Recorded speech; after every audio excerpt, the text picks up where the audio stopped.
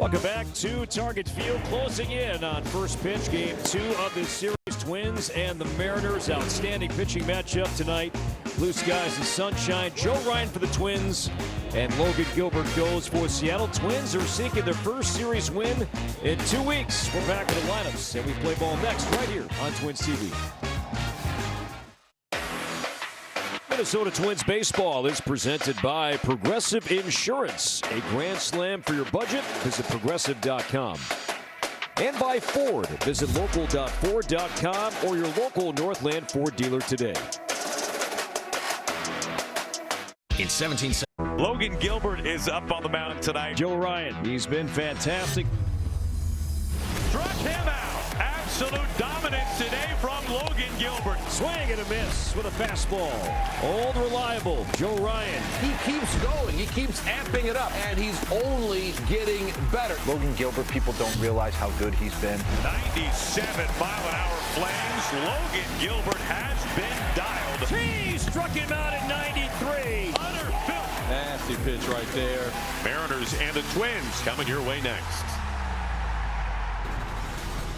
Great pitching matchup here tonight as we are closing in on game 2 of this 3-game series, and a much better night. Clear skies, temperatures in the 50s, and we are ready to go for the Twins and the Mariners here from Target Field. Twins coming off a convincing victory last night, and Joe Ryan is on the mound for the Twins here in game 2. Hi everybody, welcome inside the Dick Bramer TV booth. Corey Provis, Justin Morneau.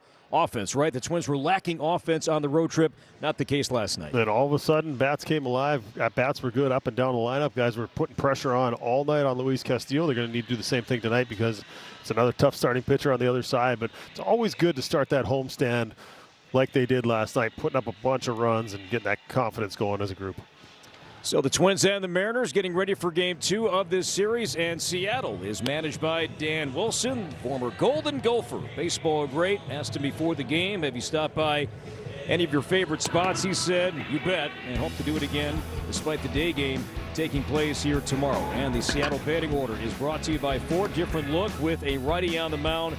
J.P. Crawford bats leadoff today. Cal Raleigh, a home run last night with Julio Rodriguez hitting third. Josh Naylor re-upped with the Mariners as a free agent this offseason. Randy Arozarena, Luke Braley, Dominic Canzone, Cole Young, and Leo Rivas playing third base for the injured Brandon Donovan.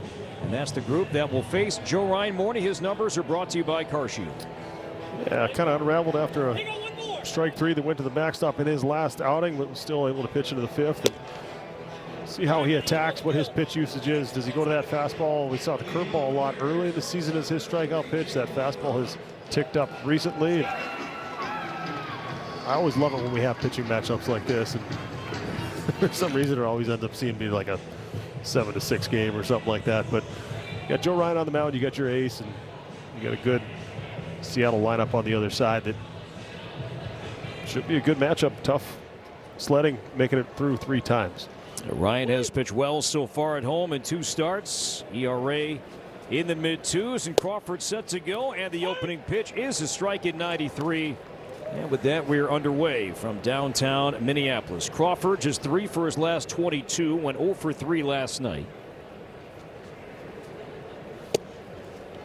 No balls and 2 strikes. Back-to-back fastballs to Crawford. Low strikeout rate, high walk rate for the former Gold Glove winning shortstop and a potential free agent at season's end. Curveball down low, and that has been such a good pitch, Morty, for Joe Ryan this season. Yeah, 12 strikeouts on that pitch, has not allowed an extra base hit with it.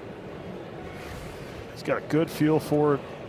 The numbers have improved for the opponents on his fastball, but the secondary stuff has continued to get better. On the ground to the right side, and Luke Keyshaw makes the play, and Crawford grounds out, so 1 away. And Cal Raleigh coming up. How about the Twins here defensively for game 2? Yeah, Larnach in left, Buxton in center. You got Austin Martin getting the start in right against the right-handed pitcher, so his bat's been the most consistent, the best as a Twin all year. You got Royce back in at third. You got Brooks Lee with the night off. Gray at short, Keishel Clemens, and Caratini doing the catching. And now the man known around the game as the Big Dumper, Cal Raleigh. A 60 home run season last year set every record possible that a catcher can have in any one season offensively. And he's warming up. 5 homers over his last 7 games, hitting almost 350 OPS over 1,300 for Raleigh. Yeah, a little chillier night. Sunny, clear, beautiful night for a ball game, but it is still a little bit chilly. And you get that ball down towards the end of the bat, and fingers are buzzing for a while.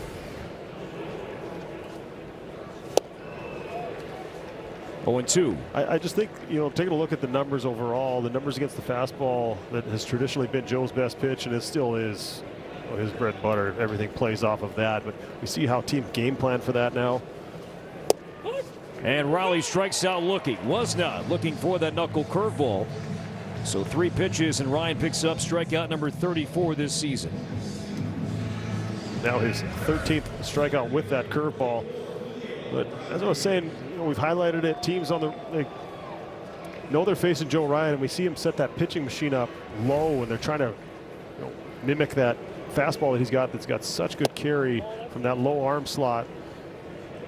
And I think he's done a good job of countering it by continuing to work on his secondary stuff, especially that curveball. He's got such a good feel for, as I said, no extra base hits allowed. So the average slugger the same on that, 0.43. Rodriguez to center, and Buxton will find it and makes the play, and Rodriguez lines out, and a great start for Joe Ryan. Twins coming up on a gorgeous night. Twins coming up here, bottom 1. No score. See Derek Shelton and the Twins. Had a good night last night offensively, hoping to do it again here tonight. And above 500 so far against American League competition. And Byron Buxton will lead things off. The Twins lineup is brought to you by Menards. Buxton a home run last night, now 6 on the season. Larnick Martin back in the lineup hitting 3rd. Royce Lewis batting 9th here tonight. First time this season, 8th time in his major league career, starting a game hitting 9th. And on the mound for Seattle, hard throwing righty Logan Gilbert, and his night begins with a fastball inside on Byron. Yeah, he gets further down the mound than anyone. He's got above average velocity, also a tough mix, 4-seam, slider, split, cutter. To right, and now coming in and sliding is Raley. Well, we saw, sir. I was going to say, Raley was frozen there for a moment, Morty, but made the adjustment and the play. We saw Buck at the end of the last inning kind of wait a second before he moved. You see that light kind of coming through the canopy. His eyes are in it, and then you're sort of looking up into the bright. You're trying to get a read. He did a nice job of recovering, not panicking, and not taking his eyes off the ball. And now Trevor Larnick had a good game last night. His 5th career triple, had 2 hits, an RBI, a walk, and a run scored. He's reached base safely in 13 straight games.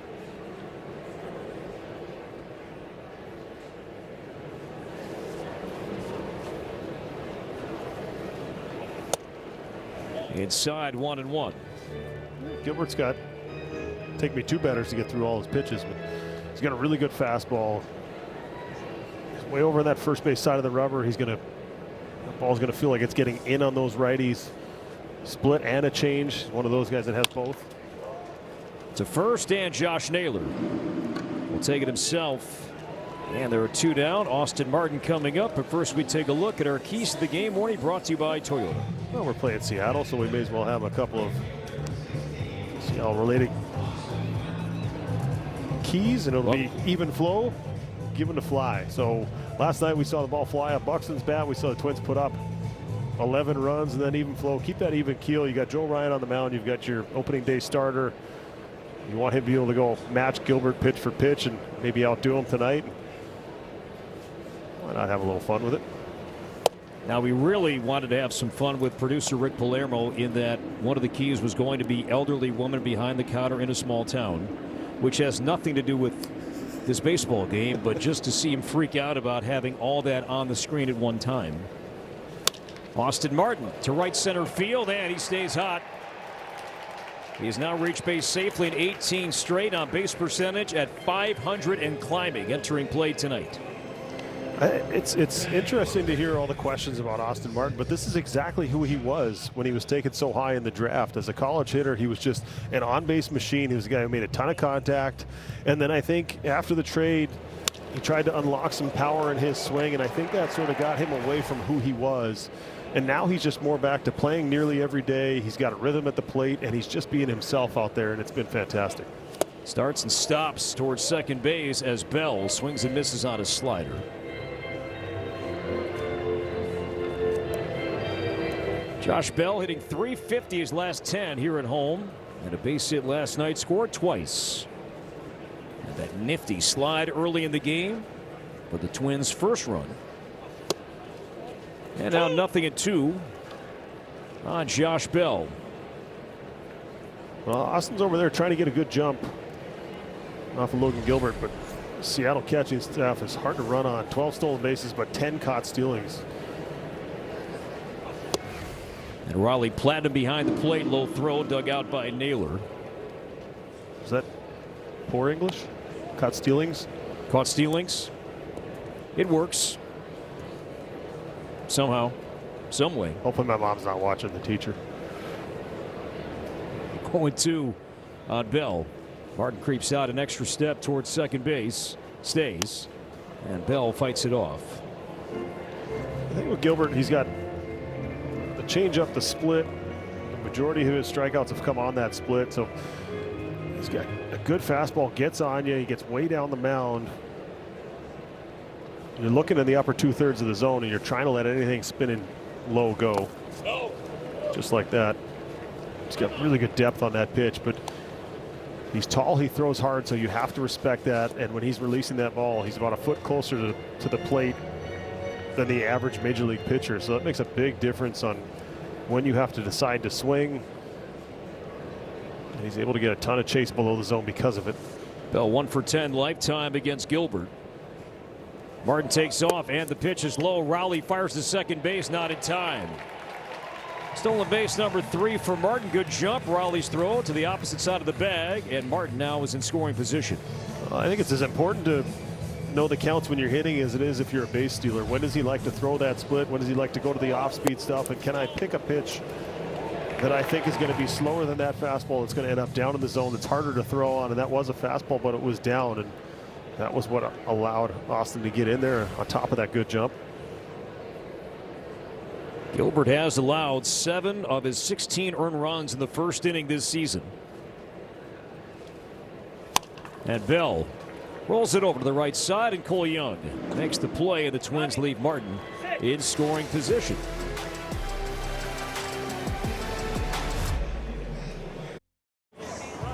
After a huge night at the plate last night, Cody Clemens back in the lineup again for game 2, and our Liberty Mutual Insurance field coverage doubles as a happy anniversary. Shout out to Cody. He made his Twins debut exactly 1 year ago today, and look at some of the huge moments he's had. He's 3rd on the team with 22 home runs, 4th with 40 extra base hits, 5th with 60 RBI, 7 of which were game winners, and that's the most on the roster right now. Royce Lewis with a nice catch, 1 out here for Joe Ryan. But back to Cody Clemens. You know, Cody says this last year with the Twins has absolutely flown by, and he could not be more grateful for the opportunity this team has given him. No, he hasn't played every day. He understands. He gets it. But he proved to himself last year that he can play every day, and he can be effective and can make contributions day in and day out. He said that's the last thing he really needed to prove to himself. He couldn't ask for more, guys. Audra, thank you. So Cook out as Naylor pops out to Lewis, and now Randy Arozarena as he takes a strike. I think to follow up on Audra's point there, I think in the minor leagues, if you make it to the big leagues, you were an everyday player in the minor leagues, and then it's a really hard adjustment if you get sporadic playing time. You're getting at bat here or there, you're not really playing a whole bunch, and you're trying to learn the pitchers at the big league level. You're facing better competition. You're trying to figure out what your routine is on a daily basis, as opposed to knowing what, you show up in the minor leagues, you look up and you're hitting 3rd and you're ready to go every day. It is a real big adjustment, and I think guys that have kind of taken the path that Cody that have had to grind for every at bat, and then you finally get that playing time, you're able to breathe, relax, and we saw what he can do when he's given that opportunity, and he's taken advantage of it. 1-2 outside with a splitter.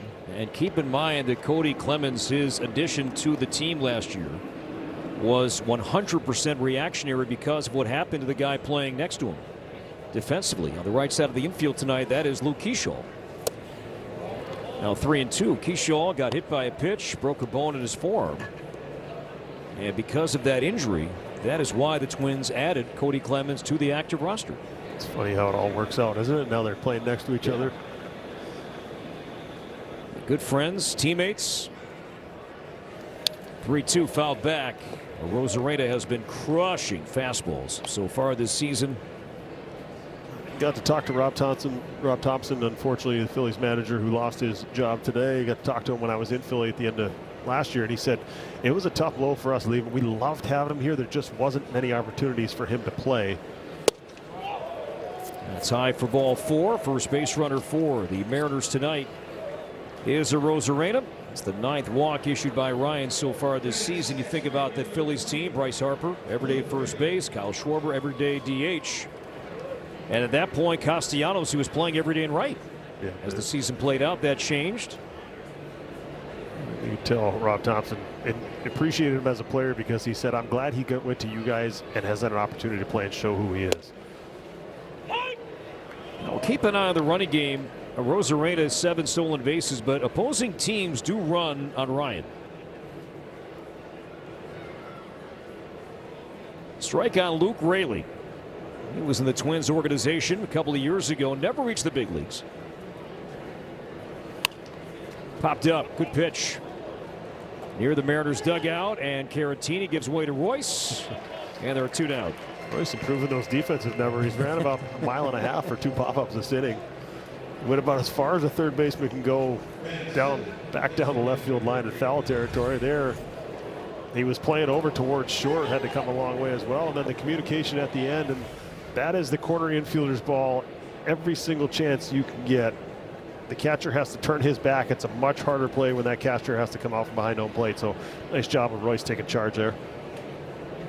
Now Dominic Canzone, left-handed hitting DH. As Ryan with a fastball strike. This was a matchup I was curious to see play out tonight because Ryan's strength, fastball, yes, but we've seen the breaking stuff also look nasty this season. Canzone is just obliterating fastballs this season, but against breaking balls, only 1 for 11. And there's a breaking ball there, now 0-2. Well, that's the game, right? It's does he go away from his strengths because I'm good at this? You have to figure out who the pitcher is and what they like to do. And be surprised to see something soft down and away here. He does chase, and they try and see if he will expand outside. Did not go. That's a competitive 0-2 breaking ball there. That's a big league miss. That's a big league miss right there. A guy with command.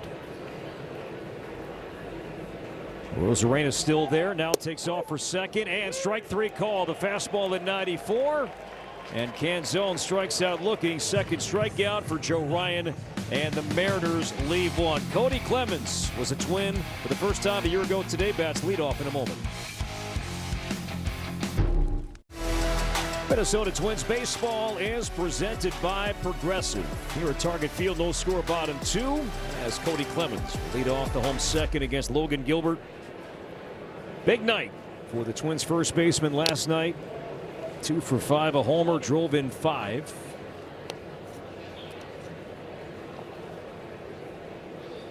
Just consistent playing time has been hard for Clemens and many of the true left-handed hitters with the abundance of left-handed starting pitching the Twins have seen.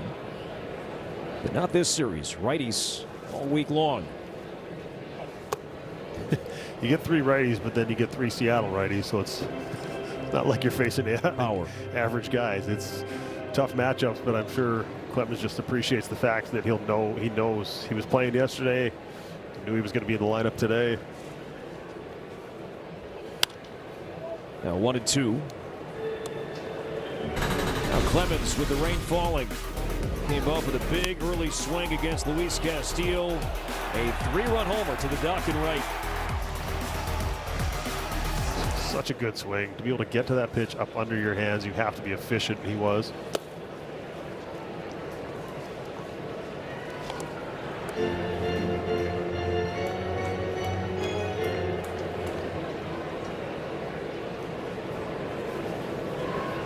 Gilbert shakes off once.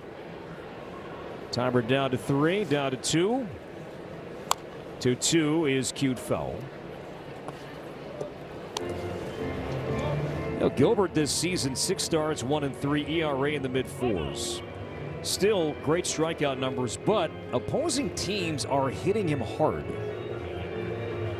He's allowing the hardest consistent contact of his career, and namely his four-seam fastball. Opposing offenses have done well against that big, overpowering pitch.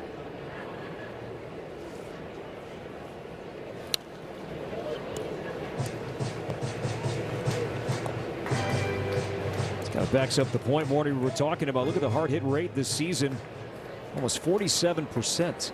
And league average right around 37. You figure a guy this good with the track record that he has, eventually the numbers will start to even out. Off speed, rolled past the mound near short. Crawford, a little bobble, and still able to throw out Clemens. Looked like he had thoughts of catching it in his jersey, but decided not to. Well, if you missed it, this happened for Gilbert in his last start in the opening inning against the A's and Carlos Cortez. Where is it? Where's the ball? How about in my jersey? In the jersey. Gilbert reaching in and grabbing it. It hit him in the stomach. And it took some time. Well, he ended up cutting his wrist, on his wrist too. He ended up having to bandage that up as well. It was a dead ball hit. The only thing that I didn't understand is why it was first and third, why the runner didn't score from third, but it's a judgment call from the umpires. But as soon as it went in the uniform, so if it goes in the hat or the jersey or wherever, it's a dead ball, but then it's awarded a hit. So just go to the ballpark and you see something you may never seen before. That was nasty. And Gilbert said after the game that, yeah, there was a bruise on his stomach from the baseball, but afterwards the bruise began to disappear, but the seams of the ball, you could still make out the seams on his body. As Caratini takes down low for ball 1. Caratini 0 for his last 11. And still 2 hits shy of 500 in his career. Keyshaw to follow. They take 2-2. That's kind of it there, right? He's got that velocity up. He gets on you with that extension, working ahead in counts, and then he goes with that split changeup. He's got a ton of options. That slider's got depth as well. He sped him up with that cutter in off the plate earlier in the at bat. And I think part of the reason, or part of the way I think you could explain that fastball is you want to get it before it gets to those other pitches. Probably your most hittable pitch, even though it's above average velocity, is getting to that fastball. Everything's got so much movement to it. Hard to pick up out of the hand. He's got a ton of pitches, so guy's got 6-7 pitches. Stay on that heater and see if you can get one. Struck him out, slider. First strikeout tonight for Gilbert, now 36 this season. And to your point, Morty, against lefties, he has strikeout pitches. Slider, splitter, changeup, all can be at bat-ending pitches. Yeah, and he's got that slider. It's got tight spin on it. It almost goes straight down. It's kind of what they've seen in this series. This is sort of it right here. He's working ahead.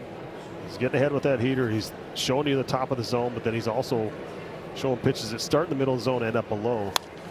Nice to see former Golden Gopher Max Meyer on that list. Most strikeouts in the game. Non-fastballs and Gilbert and Christopher Sanchez at the top with Meyer. Meyer's got that sweeper that he's been throwing a ton. Luke Keyshaw, 2 hits last night, a double and RBI. Also drew a walk. As a curveball misses low from Gilbert. And so, right, like, look, this is a good example of the at-bat. He got a first pitch fastball. He had a pretty good swing on it. And then immediately he goes to something breaking down below the zone. Good depth.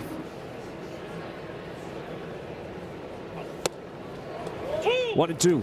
And that's so hard. It's such a tough combination with a guy who's got that split, that depthy slider, to be able to throw a fastball at the bottom of the zone as opposed to everything up as a fastball, everything down as off speed. He shows you both, top and bottom of the zone with that fastball. It's tough. And then the righty-righty changeup, and that strikes out Keyshaw looking. And Gilbert with a 1-2-3 second, striking out a pair. And both starters are throwing well, living up to the billing so far tonight. Joe Ryan for the Twins and Logan Gilbert for Seattle. On this beautiful Tuesday evening here in downtown Minneapolis. It is Tuesday night. We welcome all of you watching on Twins TV, Fox 9, and Great TV. And for these Tuesday home games, we stay here for this break and check in with Audra Martin standing by live with Derek Shelton. Thanks, guys. All right, Shelty, last time out, early inning runs were a problem for Joe Ryan. How locked in and what is showing you so far that he's going to have a rebound? Yeah, the execution of the pitches has been good. It looks like his delivery is moving a little bit faster today. I'm going to speak this into existence, but I want to ask you about the outfield assists we've seen. You've had 4 in the last 6 games. You can go weeks without having 1. Where is this coming from your outfield? Is it almost one of those things where it's contagious? It maybe a little bit. I mean, Wallner had the big one last night. I think Grady Sizemore does a really good job preparing our guys, putting them in the right spots, and we continue to work on throwing. Like I said, I'm speaking it into existence. Let's make it happen. Thanks, Derek. Thank you. Guys, back to you. Audra, thanks, and we thank Shelty for his time for these home Tuesdays. And speaking of defense, outfield assists Morty picking up for the team here in recent days. Yeah, some of this is opportunity, and some of it's hitting the cutoff man, and then that cutoff man making a good throw, which the outfielder does get an outfield assist on that. So good to see. I mean, you got one of the best outfielders defensively that I ever played against was brought into the organization, Grady Sizemore, also the first base coach, a guy who could do everything on a baseball field. So I'm out there working a ton in spring training. He's out here working early. Watch before batting practice, the outfielders were out there working on their jumps and their footwork and the feet set up the hands to make a good throw. And then when you have an arm like Wallner's, that plays as well.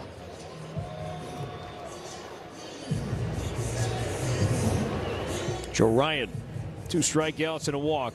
So far tonight, will base hitters 8, 9, and 1. Cole Young, Leo Rivas, and J.P. Crawford.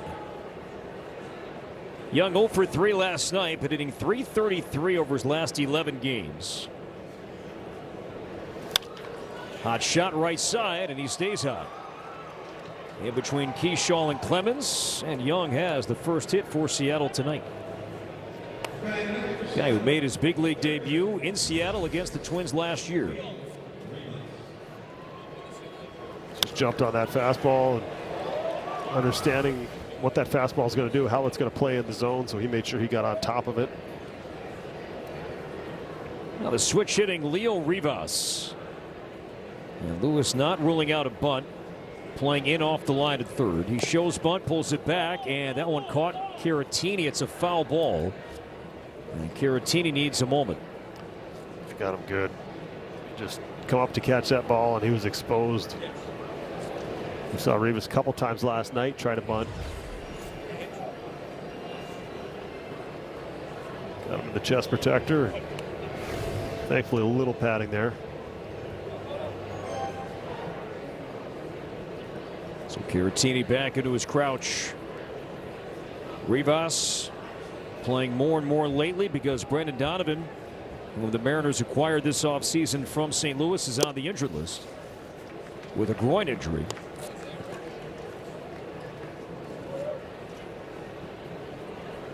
But 0 for 3 last night, struck out twice.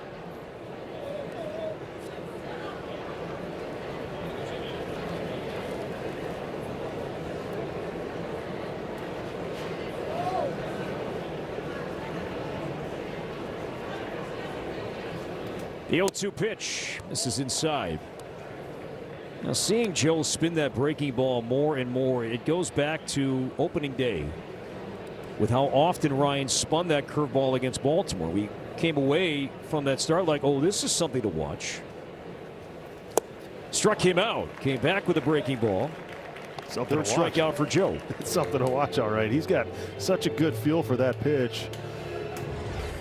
And he, as much as we asked him whether he's not wanting to give away any information or it's just a coincidence, but we talked about how it's breaking a little bit more. He's getting a little more depth, but he just seems to have a great feel for that pitch. Just gives him something else to go to. And that's a key stat right there as Crawford is down a strike, that Ryan is just inducing more chase. And if you looked at Ryan's numbers last year, his fastball was very good, but yet his chase rate was down considerably. And now it's up for the first time in a couple of years. I think he's got such a reputation with that fastball that teams prepare for it. As I mentioned earlier in the game, we'll see him come out and set that pitching machine really low, take some of the legs off, and see if they can get kind of that upshoot fastball to prepare hitters for it. We'll see that. Look, by the way, Ryan pitching tonight is lined up then to go on Sunday here against the Blue Jays, and hitting coach for Toronto, David Popkins. That's what he does when the Blue Jays see Ryan. We saw that last year, saw it in Toronto earlier this season. And before the game, pitching machine on the ground, pointed up towards the plate. It'll be about as big a contrast as we can have, because as long as Toronto stays on schedule, we'll get Trey Savage, who's making his first start of the year tonight for the Blue Jays. So you got Joe Ryan with his arm slot, and you've got Savage throwing right over the top, highest release in baseball. Runner goes line to right, and a base hit for Crawford. Young will make third as the throw from Martin is cut off by Keyshaw. So Young moving and Crawford swinging, and the Mariners are threatening runners at the corners for Cal Raleigh. Some hard contact here on a sweeper that just kind of stayed in the middle of the plate.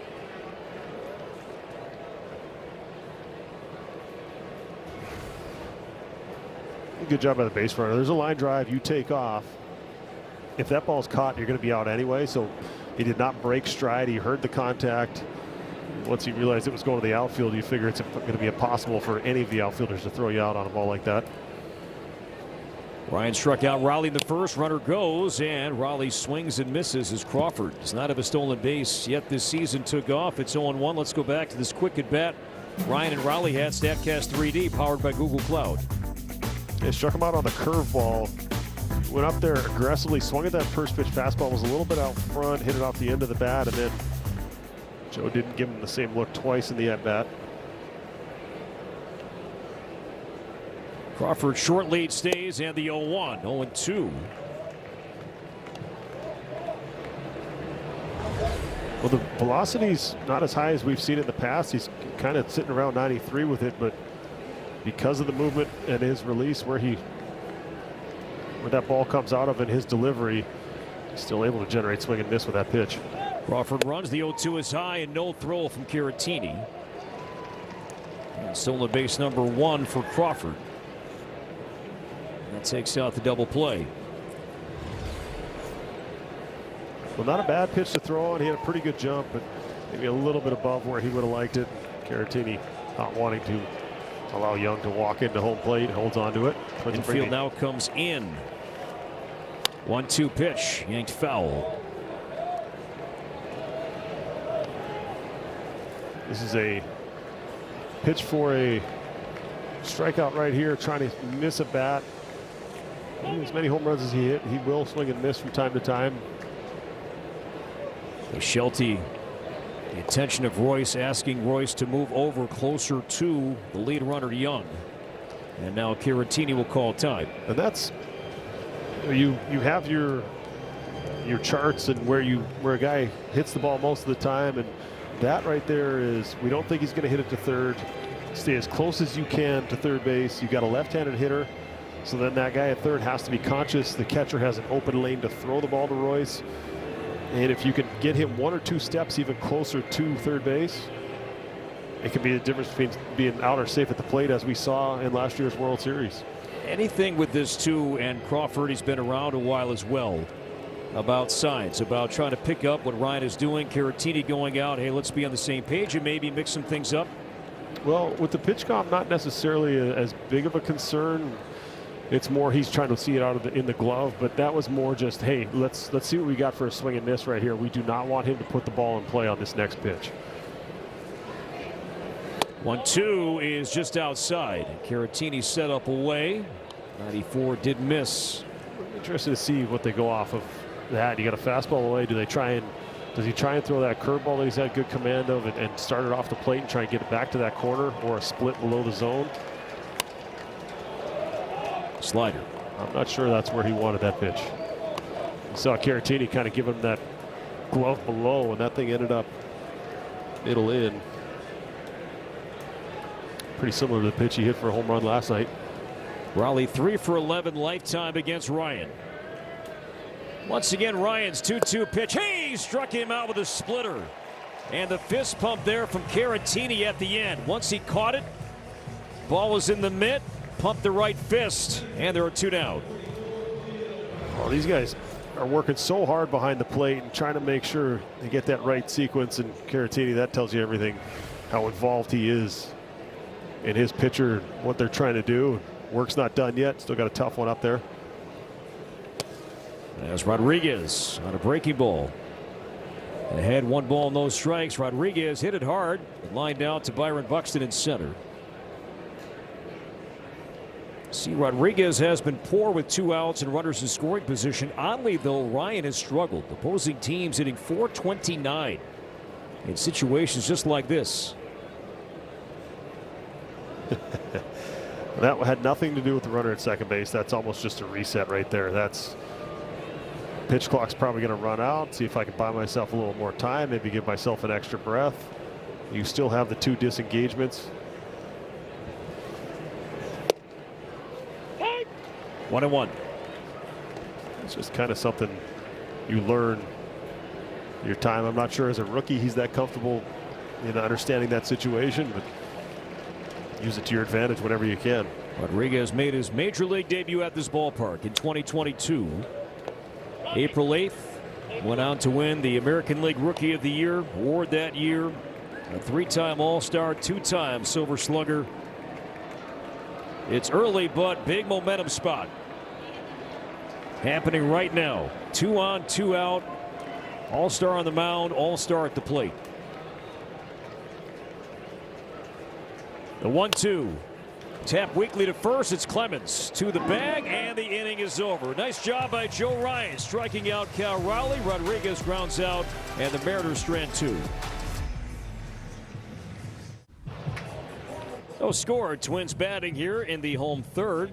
Tristan Gray, Royce Lewis, and Byron Buxton. It's a bat here against Logan Gilbert. Twins have 1 hit. Neither team has scored. Gray, like many, had a good night last night. 2 for 3, scored twice and drew a walk. And tonight, starting at short for the 5th time this season. It's a rare night off for Brooks Lee. We'll see Brooks back in the lineup for the day game here tomorrow.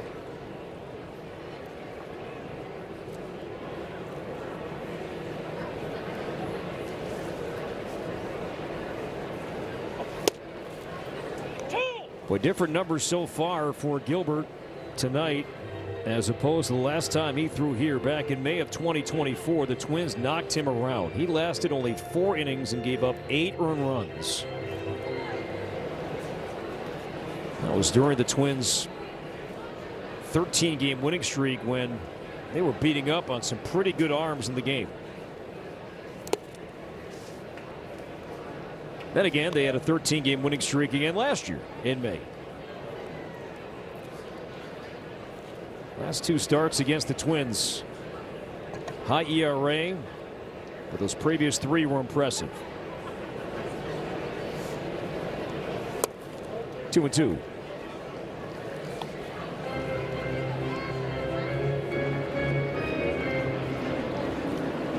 Ryan and Pete Mackey talking shop inside the dugout. Joe escaped a jam a moment ago.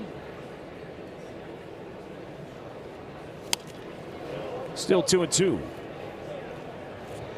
Seeing the fastball velocity from Ryan, but especially from Gilbert here tonight. I saw this note before the game from Codified Baseball. It's a fun social media platform to follow. Just great numbers about pitching and about hitting in the game today. That's a fair ball played by Naylor. He'll take it to the bag for out number 1. Do you know that 4-seam fastballs that are 95 or better in the game this season, 44% of them are of that speed? 44% of 4-seam fastballs are 95 miles an hour or better. So what does that mean? Well, let's go back to 2016. Only 26% were.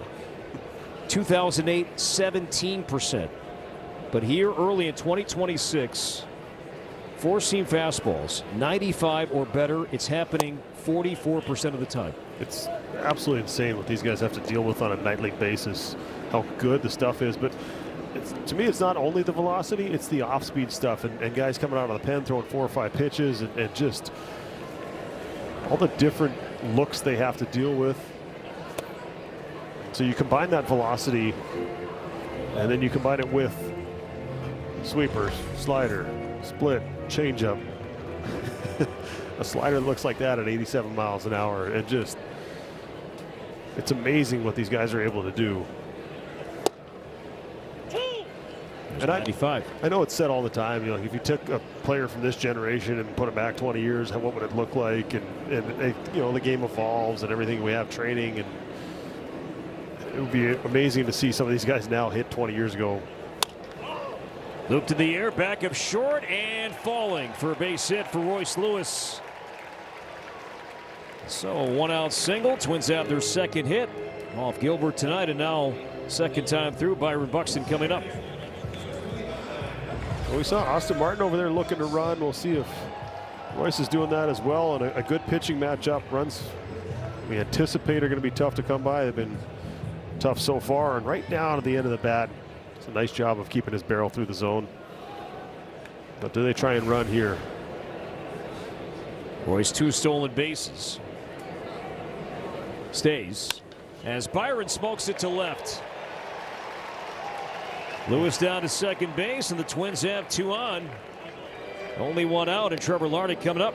He had it too. He was creeping on him. He was walking at first, was Royce. I think sometimes with Buxton and the power he has, you don't necessarily want to run into it out if he goes deep or hits it in the gap somewhere. You want to make sure that there's a runner on base for him. But Buck's been getting pounded in with those fastballs. He does a nice job of getting on top of that one. Now Larnach bounced out his first time.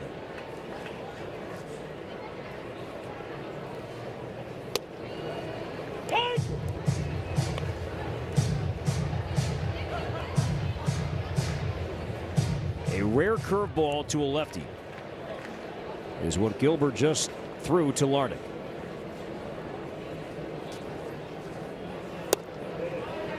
Down and in.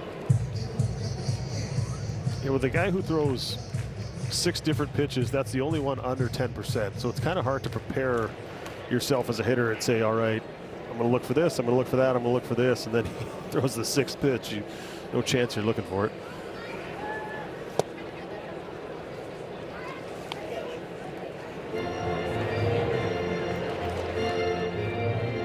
So the usage so far, the arsenal for Gilbert.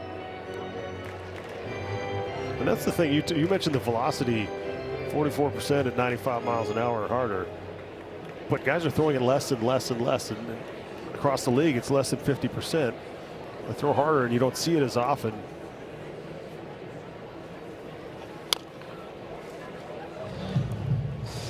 And then the guys who do throw their fastball a lot, they usually have either 2 or 3 of them. They have the cutter, the sinker, and the 4-seam. So you're looking at a pitch with above average velocity that's going to move in 3 different directions. And I think that's probably harder to tell the difference between that and a fastball and a changeup or a fastball and a curveball. It's the 3 different fastballs that really are difficult for these hitters because of the velocity. Now 2-2. This is what Larnach has done here this season. He sees a ton of pitches. He works the count on base percentage, coming in at .419 for the former first-round pick. Lewis and Buxton on.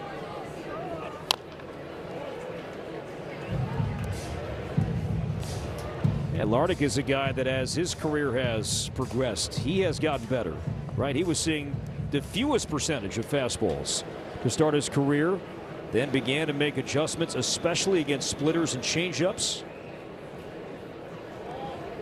Go to second base, and Lewis is in safely. For a moment there, Royce did drift. But able to recover. Gilbert a bit slow getting this ball to second base. That long windup.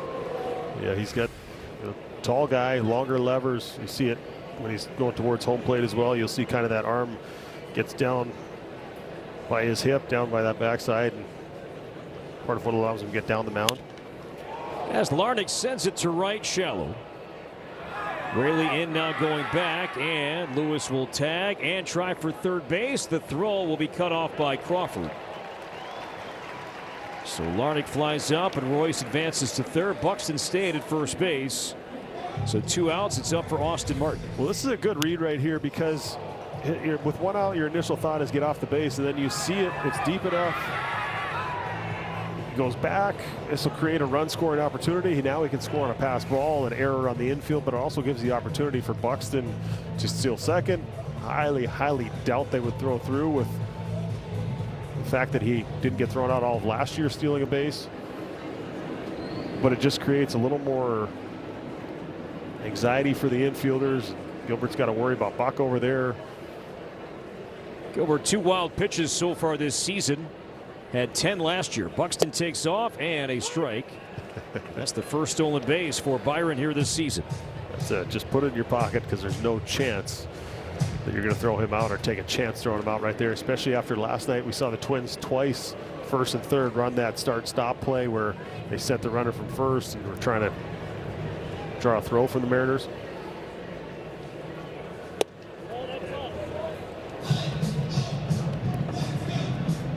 So this was the spot that the Mariners were in at the top of the inning. Rodriguez second and third, 2 outs, bounced out. This was created by Royce's awareness on the base pass of tagging up. Now you have 2 guys in scoring position instead of just 1. 1-1 pitch on the ground, a short pick cleanly by Crawford, and he throws out Martin to end the inning. So the Twins put some pressure on. Lead 2, still scoreless after 3. Here's a hit. And welcome back. Let's take a look at what Joe Ryan has been featuring facing this Seattle lineup so far. And something you typically see now in today's game, a different mix for both sides of the plate. That 4-seam curveball combination more to the lefties, and then that sinker, and then the other pitches to the righties. And I think no curveballs. That has more to do with the movement. And you know, with those right-handed hitters in his fastball, you want something moving more east-west. That curveball, I think, to the righties, they feel like stays in the zone a little bit longer. So more of a depth pitch you're trying to get the left-handed hitters to swing over the top of. But that sinker also was his most used pitch. Naylor, interesting as this pitch was being thrown. From time to time, if he anticipates something slow being thrown, he will scoot up in the batter's box. And as that pitch was being thrown, he went from the back all the way up to the front.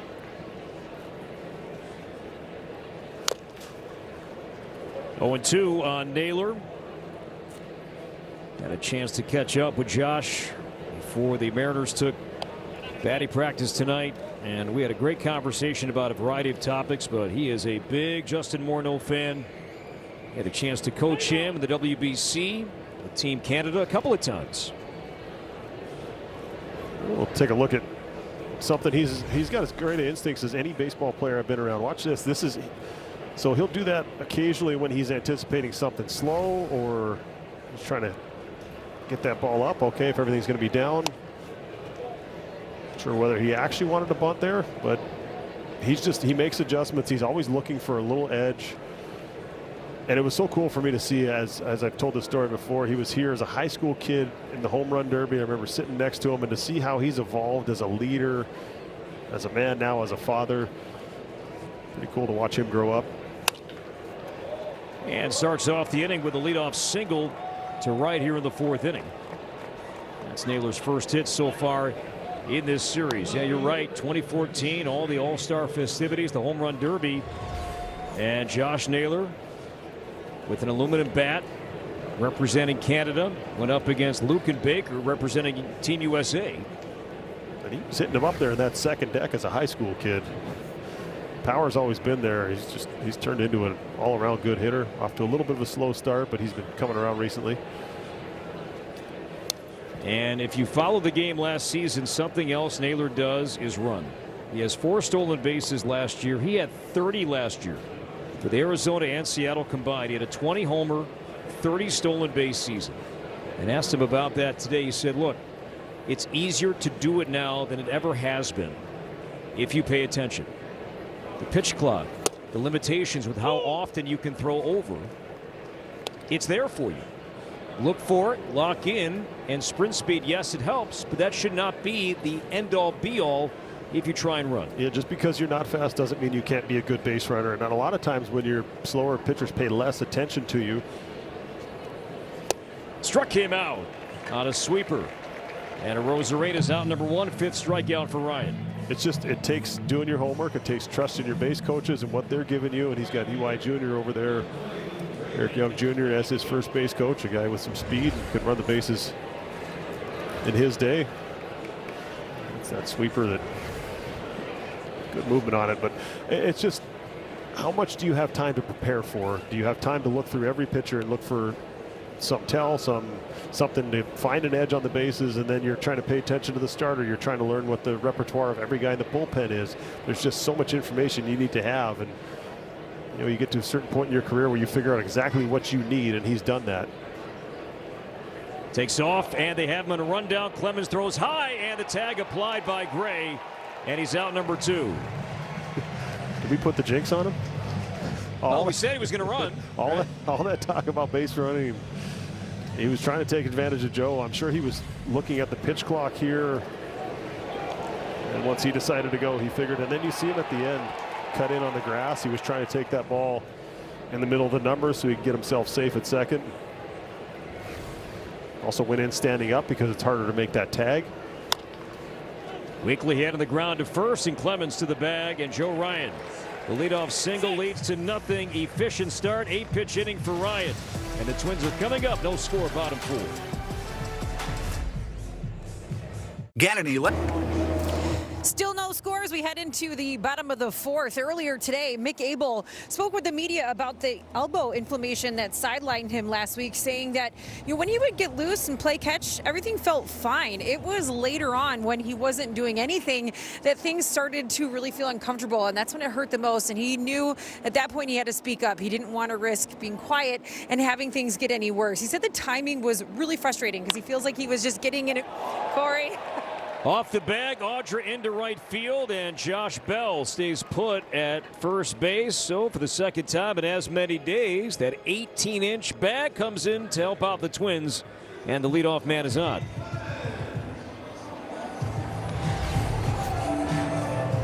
It's just good clean living right here. Gotta love that. You have no idea how good of a feeling that is as a hitter. But after looking at that again, did the Mariners catch a break? Because that's down the line. That's at least 2 for Bell. So now Cody Clemens down a strike. Audra? Hey guys, sorry, Mick Abel said the timing obviously was really frustrating because he felt like he was getting in a good groove physically, but he feels like he's still in that groove mentally, and he takes that as a very good sign. He started playing catch on Saturday, and now the plan is for him to have a bullpen session here in the next day or two, so very encouraging news for Mick Abel. That is good to hear. Audra, thank you for that update, and Connor Prelup has been in the rotation in Abel's absence, and Connor picked up his first Major League win last night.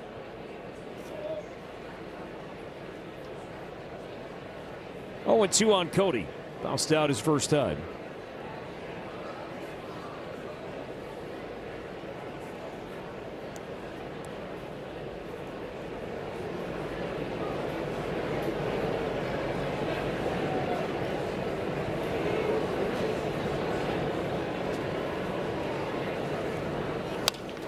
Rolls it over to Young. And a bobble.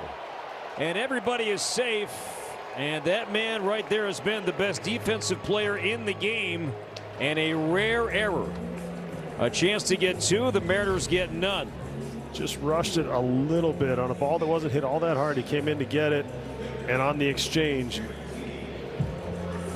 he was trying to make that turn, trying to make a good feed, and just got down towards the end of that glove, and that will be a fielder's choice E4.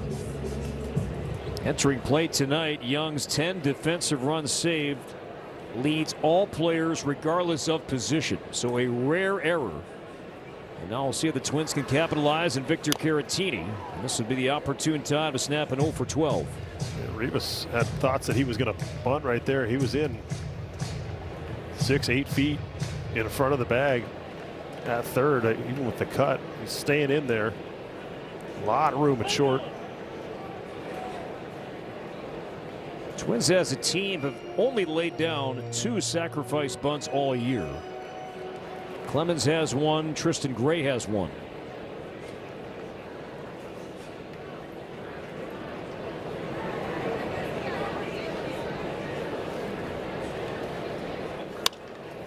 Slice to left, and a Rosarena going back, and he'll make the catch, and Bell holds, as does Clemens. So runners cannot advance. One away, and Keyshaw is coming up. This season, Byron Buxton became the 14th player ever to reach 10 years as a member of the Twins. And to celebrate, we're offering you 4 tickets for only $25 to come cheer on Buxton and the Twins. So take advantage of this limited time offer right now at twins.com/tickets. Great deal. 4 tickets for $25 as you take a look at beautiful downtown Minneapolis and Target Field from our Delta drone camera. What a night for a ball game. Great pitching matchup. And now Luke Keyshaw. 0-1.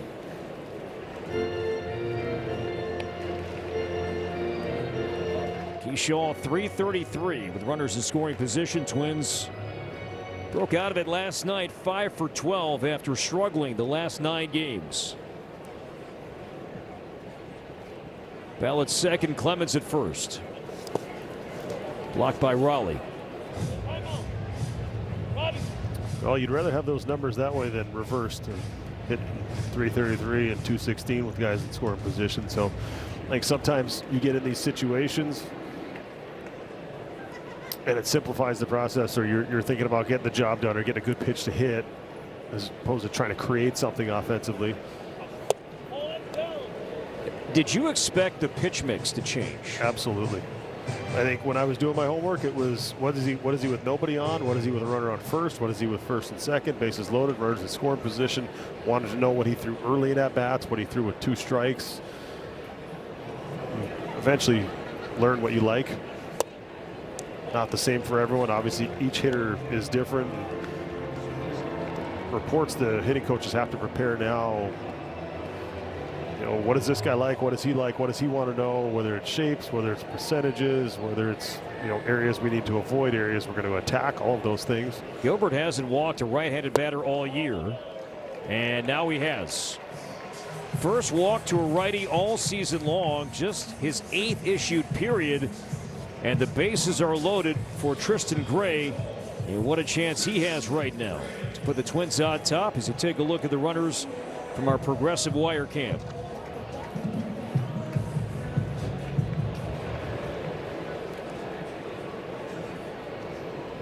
A familiar spot for the Twins. Bases loaded. They've had more at-bats than any other team in the game with the bases loaded this season. Gray's seen a few of those opportunities himself. A couple of big hits early part of the season. And here you're trying to simplify your approach, and you're just, depending on what you want to know as a hitter, but you'd love to get 2-3 runs in right here, have a big hit, big lead, but you absolutely have to make sure you get 1 run in. And I think if you're able to simplify it as much as that, and whether it's thinking about the big part of the field in the air, whether it's about trying to pick a pitch, whether it's looking at something top of the zone and just trying to hit it hard somewhere, but as simple as you can get, and remember that the pressure is on the pitcher in this situation. Good arms in the outfield for Seattle as Gray digs in and down a strike. Now, speaking of Tristan Gray, how about the home opener against Tampa Bay, and Gray with a home opener grand slam down the right field line at the bases clearing swing in Baltimore, and the grand slam here against the Rays. 0-2. That was such a good sequence right there, following that fastball up under his hands in a great spot with that hard slider down and in. Now he's opened up the entire plate. He can go up above the zone. He can go with that split or change down and away, which, like I talked about the Raleigh at bat, he's trying to miss a bat right here, not letting it put in play. Blocked by Raleigh, splitter.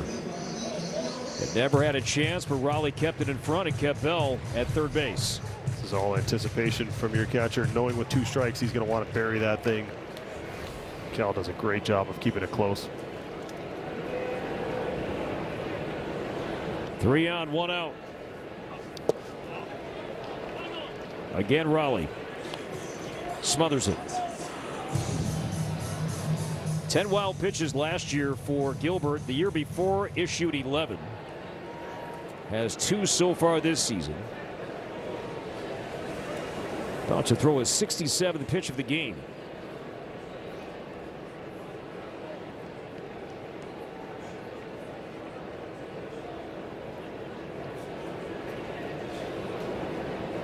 Two and two on Gray. Stays alive. Really good job of fouling off a tough pitch. That was in the zone a long time. Talk so often about with 2 strikes, pitchers want to go strike to ball. That ball appear to be in the zone, and then as late as possible get it out of the zone or below the zone. Nice job by Gray keeping the at-bat alive.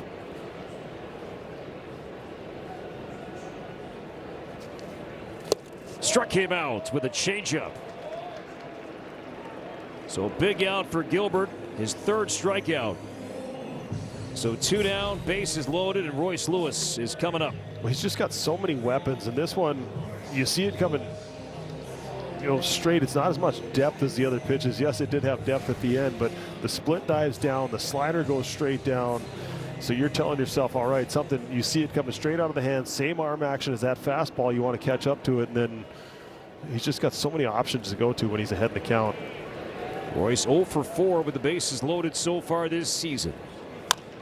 Chops it to 3rd. Backing up is Rivas. He'll dive for 3rd, and it's in time to get Clemens with the force. And the inning is over. The Twins left 2 on in the 3rd. They leave the maximum here in the 4th inning. A Gray strikeout. Lewis grounds out, and Rivas took the play to 3rd. The Twins leave the maximum.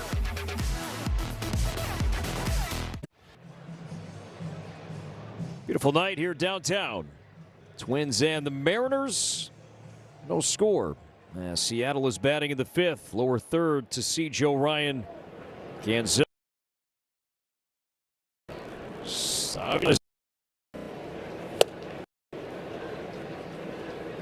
Nothing in 1 on Dominic Canzone. Like many warming up offensive 10 games, Canzone hitting .385. Up, then goes down. 0-2.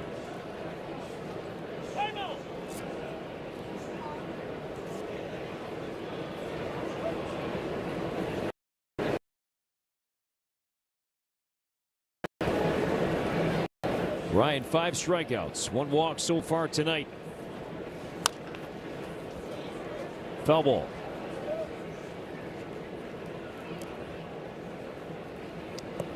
We'll have a day game here tomorrow to wrap up this series. Taj Bradley and George Kirby. It's a 12:40 first pitch. We start here on Twins TV at noon. I appreciate that adjusted start time. As someone who got to play in those 12-10 games, it is a quick turnaround after a night game, and trying to get yourself prepared. There's never really an option to hit on the field if you want to. Extra 30 minutes, it's amazing that difference it makes.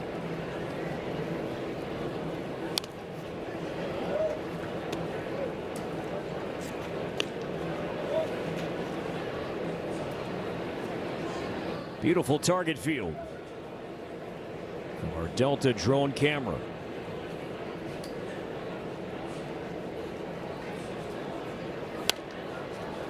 Still 1-2 on Canzone.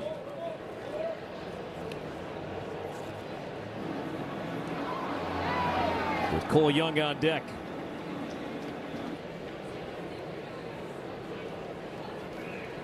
Canzone hit 2 home runs on opening day against Cleveland. Had a 3-homer game in September last year against Kansas City.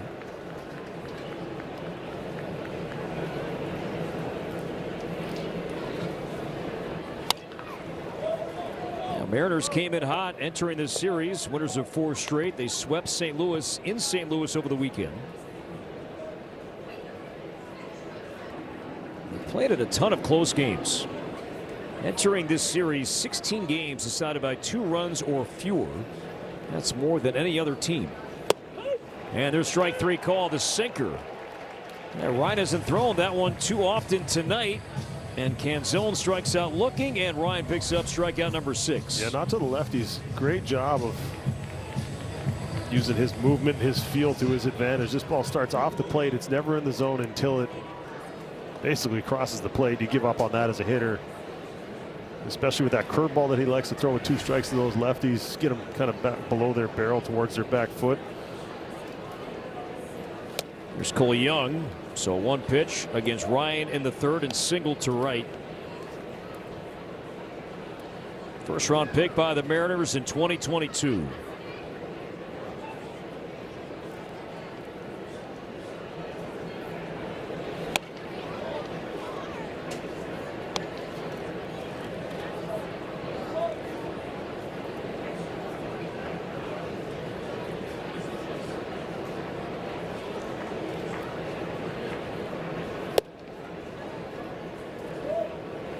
Garrettini with a nod there to Ryan before throwing the baseball back. Joe has walked 1 man tonight. That was Arozarena in the 2nd.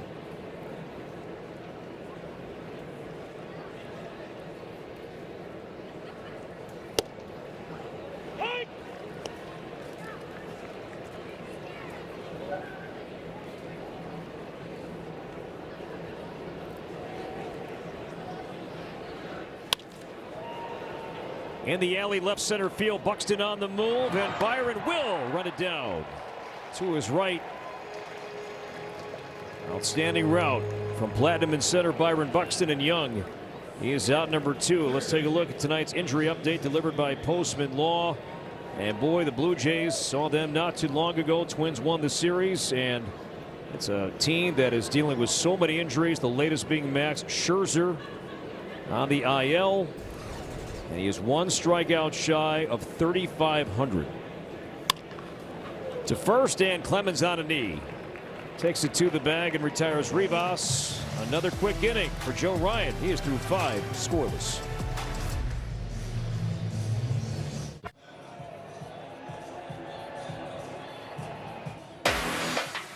Minnesota Twins baseball is presented by Ram Trucks. Nothing stops Ram. Byron Buxton, Trevor Larnach, and Austin Martin to face Logan Gilbert. We'll score here, bottom 5. And Buxton is swinging a drive into left field and deep. Back it goes and gone. 7 home runs for Byron Buxton over his last 13 games, and the Twins have a 1-0 lead. It just seems so often in moments like this, a close game, he's the guy that comes up with that big hit, provides the spark. He truly is a special player. We watched him run that ball down to the gap last half inning, made it look so easy. Then he comes up there, gets a pitch in the middle of the plate, absolutely smashes it to left field. Great swing, and Joe Ryan's got to love that.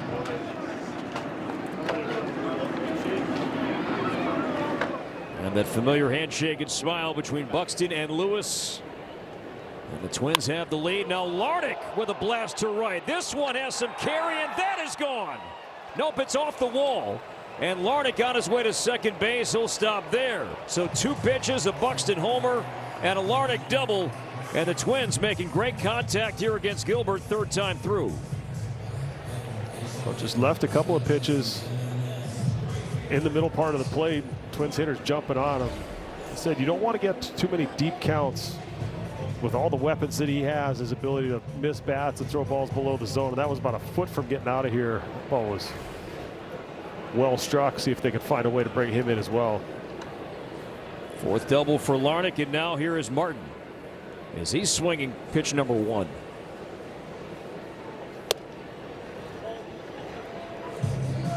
And now Raleigh out for a chat here with Gilbert.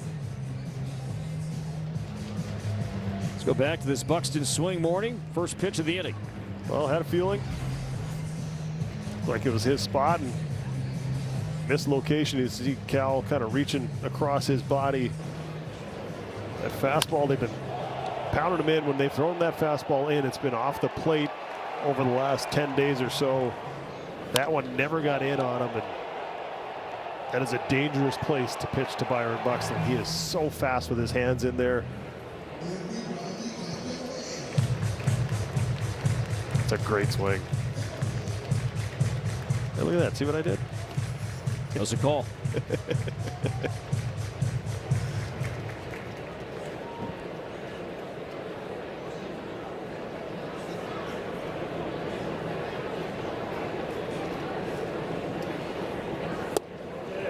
Low on Martin, and now 2 balls and no strikes.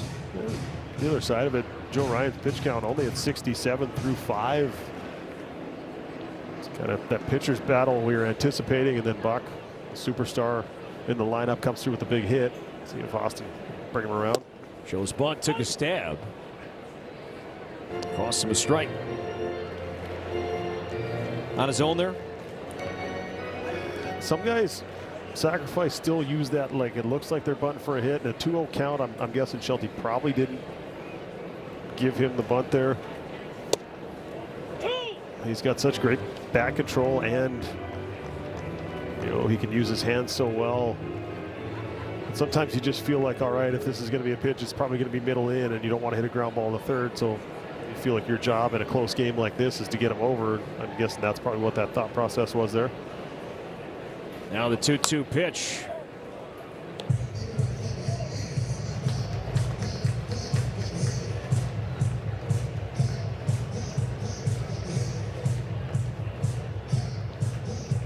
Traditionally you would think, okay, a guy batting third, this is not the spot you think, okay, just move him over. But the kind of player that Austin Martin is, you take that productive out in a spot like this. Still 2-2. And I think that's maybe what he was anticipating, what we saw right there. It's like, well, is he going to give me a pitch that I can actually shoot over there, or is it going to be these fastballs that are riding in on my hands, and the only thing you can really do is pull the hands in and maybe hit a ground ball to third. So you're kind of playing that game. You've got a veteran pitcher out there who knows what he's doing. You got Austin Martin, who's does a great job being able to put the ball in play. 7th pitch coming up. Gilbert to Martin. Anything with Martin's setup right now, Morty, does it seem to you that hitting the ball the other way here is paramount, or no? Yeah, I think with the foul balls, he's hitting down the third base line, the way he's kind of pulling his hands in close to his body.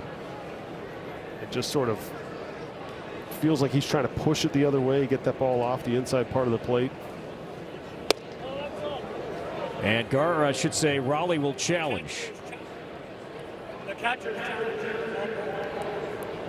Raleigh, 13 wins, 8 losses. ABS challenges are powered by T-Mobile, and Raleigh has lost his 9th, and the Mariners are down to 1 challenge remaining. Well, before we have all the hitters, before they were all measured with the old zone that was kind of floating at the top, now it's precise where it is. You wonder if that helped Austin Martin right there.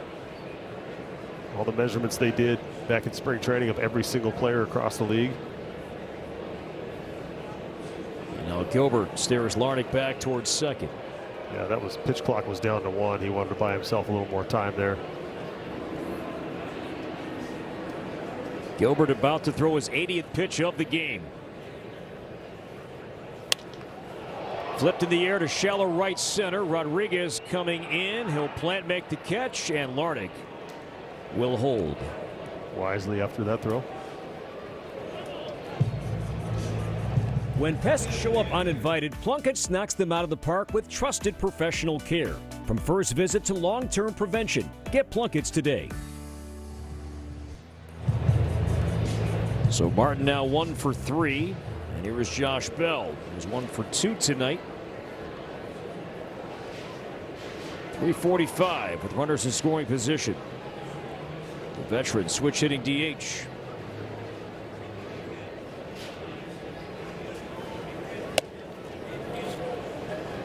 Funny, had a quick conversation about his last 2 games where he's lined out on a ball hit over 100 miles an hour right at the right fielder. It's funny how the way the game goes, and then early in the game he hits one off the base that ends up being a hit. Now Naylor's playing him close to the line.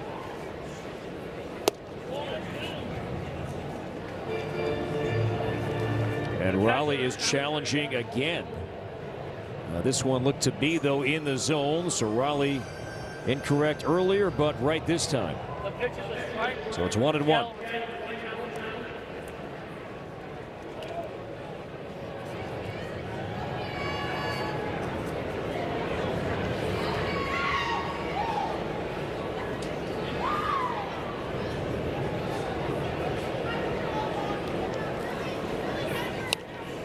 Bell got jammed and down to our left.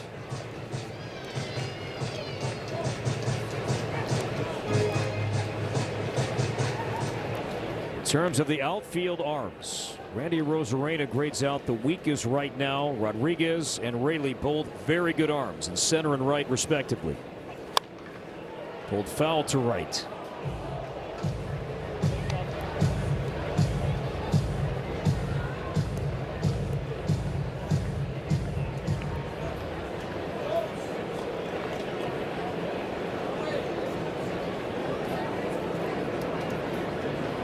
Larnach still at second, one out, as Gilbert fires 1-2 to Bell and struck him out with a vanishing splitter.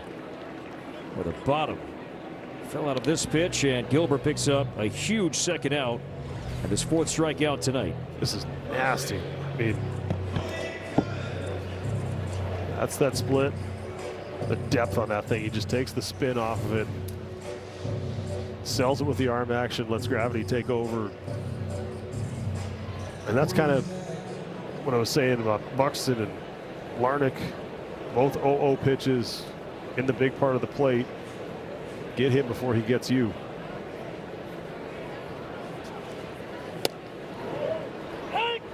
Arches the back on Clemens and a strike.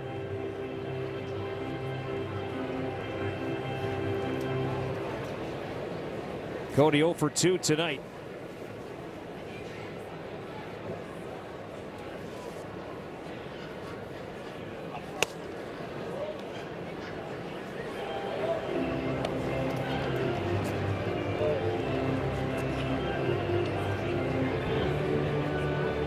Mariners have activated their bullpen. Gilbert has retired. Last two hitters, Martin and Bell. Edward Bizzardo, right-hander up and throwing. This would just be such a big 2-out hit here. After the homer, the double makes a couple of really good pitches to the previous two hitters, but then if you're able to find a way to roll something through the infield, hit something hard in the gap, whatever it is, it's going to be tough. Something soft below the zone here.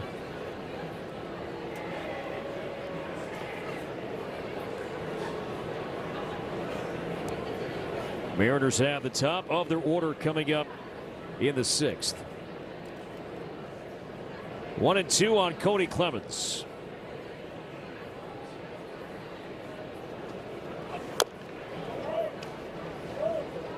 And Clemens off of his foot.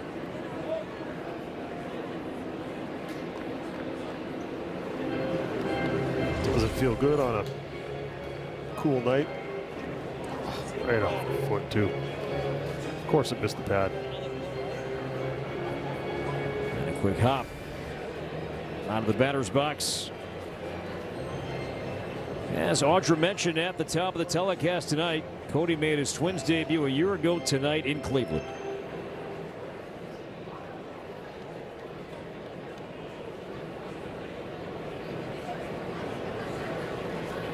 Again, the 1-2 from Gilbert.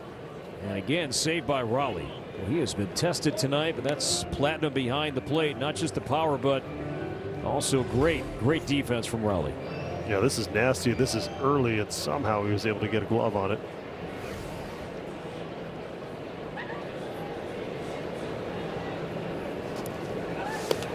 And Clemens got hit.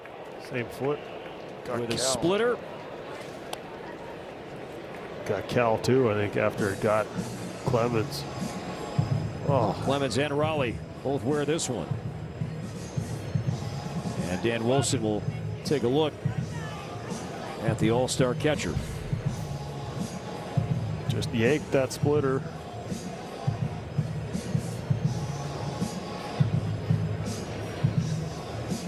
Coming in on Clemens. Thankfully he side of his turned. right foot. Ooh. Just off of the hip, maybe.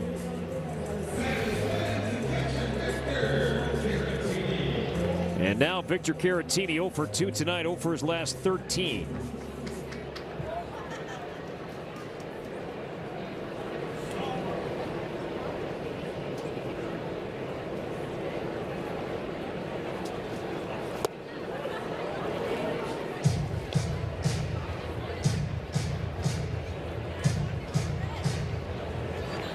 Caratini entering play tonight had the most at bats against Gilbert of any Twin. Back to Victor's time at Houston, the AL West, Astros and the Mariners facing off as often as they did. Chop past the mound to short, and Crawford 2-2 for the force on Clemens to end the inning. The Twins break through here in the 5th. And no surprise, Byron Buxton, he has been red hot. Now 7 homers over his last 13 games, and the Twins have a 1-0 lead through 5. Twins have the lead on a solo home run from Byron Buxton, 1-0 as we move to the 6th inning here in downtown Minneapolis. Yeah, Byron 2 hits tonight. He is now 5 shy of 800 hits in his major league career.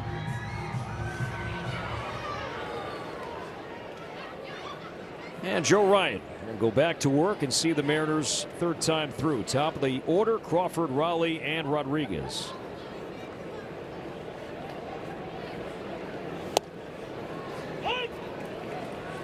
Nothing at 1. Ryan overall throwing 74% of his pitches for strikes here tonight. Slice to left center. Larnach over, still going, and jumps up and makes the play. Oh, what a play. Joe Ryan, hands up in the air, standing ovation from the first base dugout, and we've talked about it morning all season long. The improved footwork, range, speed from Larnach, and it pays off right here. This is unbelievable. This looked like a double off the bat all day long. The athleticism at the end of that play, just throw that glove up, the awareness of where you're at on the field. That was my reaction too, Joe. Our unreal defensive play of the game, and one of the better defensive plays we've ever seen Trevor Larnach make. And Shelty's talked about it, that Larnach is earning more and more playing time because of the improved numbers with how well he's moving this year. As Raleigh pops it up. Room for Royce, and there are 2 down. And it's something he focused on in the offseason, something we see him as part of his routine now. Out there running, making sure he's keeping those legs going. He's improved his sprint speed, but also, as you said, improved that work in the outfield as well, and being trusted to go out there. He keeps making plays like that. You're going to keep putting him out there.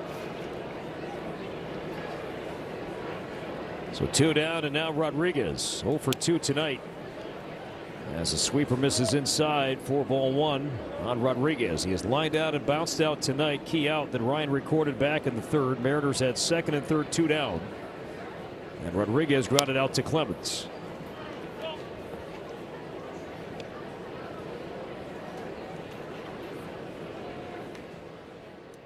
Got the Timberwolves colors on the left in target field. On this nice night. Sweeper stays high, 2-1.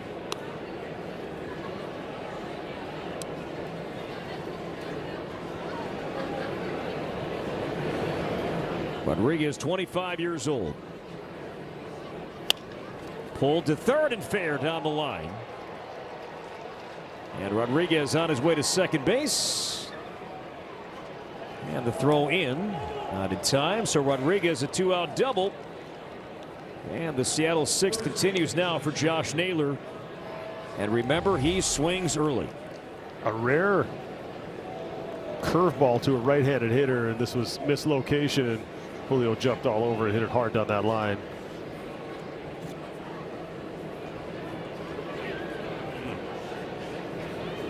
Wincing a little bit as he popped back to his feet. Hopefully that's just landed on the cold hard ground, and that's it. As Naylor takes high for ball 1.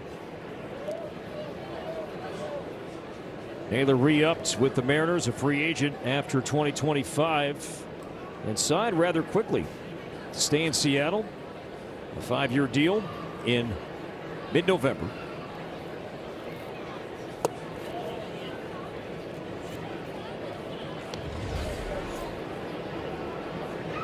Checking out Royce here, and thumbs up.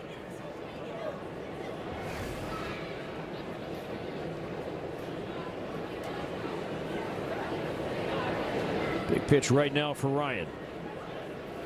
Behind Naylor, 2-0. And strike one. Well, you got a base open. See a 2-0 split right at the bottom of the zone.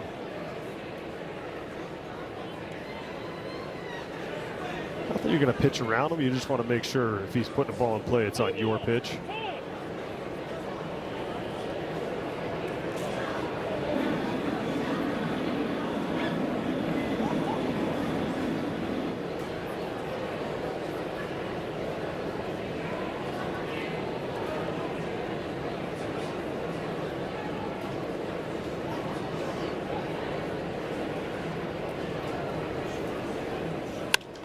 Line to left field, a base hit.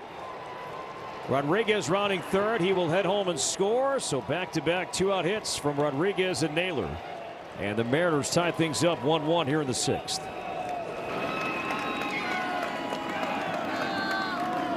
Well, good approach here. A lot of that left side of the infield was open. A fastball up. Naylor just used his hands and got on top of.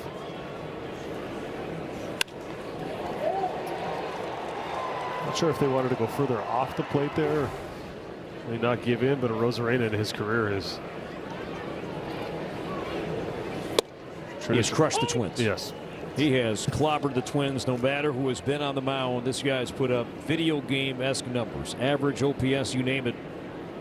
Ryan's been better against righties. Righties hitting 167 against him so far this season. To right down the line, slicing. Foul. Yeah, I was trying to think of a nicer way to say it, but there really isn't a nice way to say it. But no, the numbers are what they are. They favor that man. Yeah, Hall of Fame type numbers off of the Twins.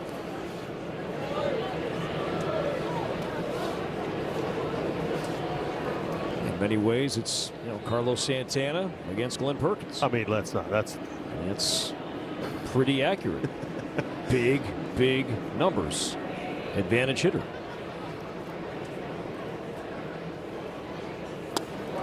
Down low, ball one.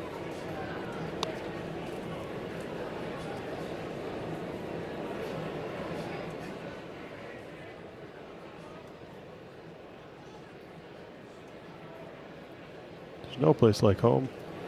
Naylor takes off, and the pitch, a ball, throw to second base. The tag not in time. And Naylor, by the way, caught stealing by the Twins earlier tonight. First time he had been caught stealing as a Mariner, going back to last year. And the Twins are going to challenge. If he got him on the foot before the hand got to the base. The Minnesota Twins are challenging the Hall of Fame. Keyshaw. Taking him right in the wallet.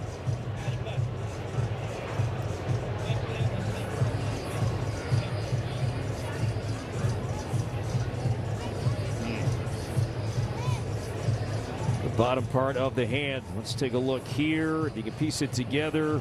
Sliding mitt. I don't think there's contact with the base at that point. Looks like contact from Keyshaw's glove. That is the one issue I have with those sliding mitts is put them about halfway down your wrist and you get yourself an extra difference between being out or safe.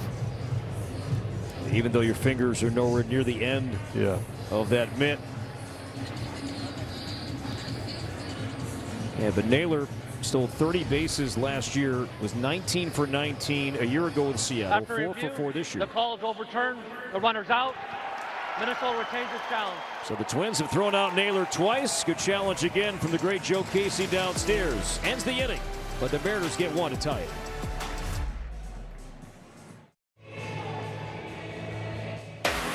Minnesota Twins baseball is presented by your local Toyota dealers. And by Menards. Save big money at Menards on all your home improvement needs. Pitch and change here for the Mariners as the Twins are coming up bottom 6 in a 1-1 game. Eduard Bizzardo takes over his first appearance so far in this series. Good arm down there in the bullpen. Numbers very good as well. Sinker sweeper, occasional split, occasional four seam, but it's mainly sinker sweep. Sinker misses low for ball 1. A strength for Seattle's entire pitching staff entering this series. It's the lowest walk rate of any staff in the game. That includes the rotation and the bullpen. And the bullpen ERA overall entering this series 6th lowest in the game. So Gilbert done as Bizzardo takes over, and Keyshaw to left and down for a base hit. Good start as the Twins put some speed on right away here in this 1-1 game. Well, that's where he loves to throw that sinker to right-handed hitters. So if you wonder, that was part of Keyshaw's game plan, going up there and saying, hey, he throws more sinkers. It was about 2-to-1 sinker to sweeper. So if you're trying to eliminate his strength, you go up there and get yourself a pitch, and that's what Keyshaw did. Now see if he can find his way to second base. Here's Tristan Gray 0 for 2 tonight.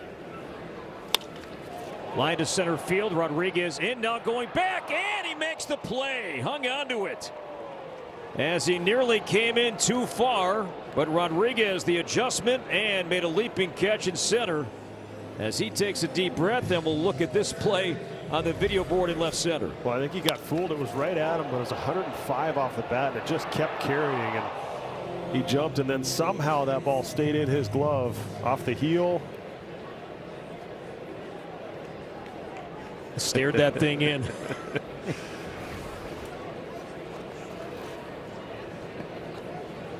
As Bizzardo throws over and Keyshaw back in. Rodriguez looking up saying nearly. It's a kid's game. The game's bright young stars in center field here this week. And Rodriguez. Sinker for a strike on Royce, who is 1 for 2 tonight.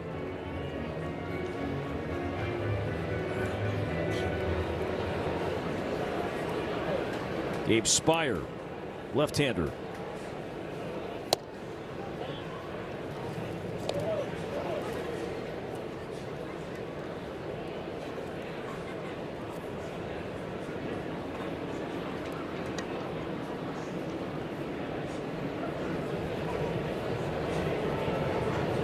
Keyshaw stays, and the pitch, a check, and Royce could not hold back. That call made by the crew chief, Doug Eddings, behind the plate. And now 1-2.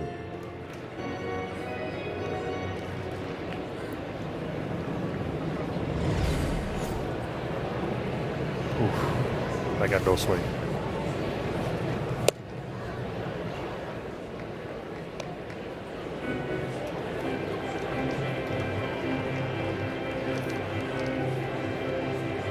Grady Sizemore in the ear of Keyshaw at first base.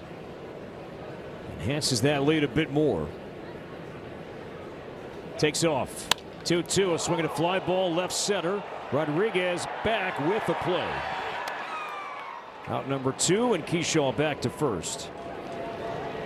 So 2 down. Byron Buxton coming up. 2 hits tonight, including a home run back in the 5th inning, and this home run swing powered by Treasure Island Resort and Casino. For every Twins home run hit to the Treasure Island home run deck, Treasure Island donates $2,500 to the Twins Community Fund in support of the Junior Twins Equipment Kit program. Gilbert was good. He didn't make too many mistakes over the heart of the plate. He did. Buxton made him pay. And that caught a piece of the umpire, Doug Eddings.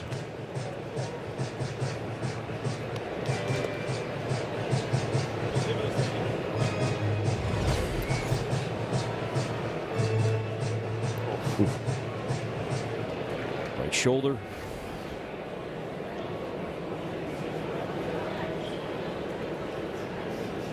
Keyshaw takes off again, pitches high, throw to second base, and that one goes into center field. Keyshaw now picks it up, will stay put.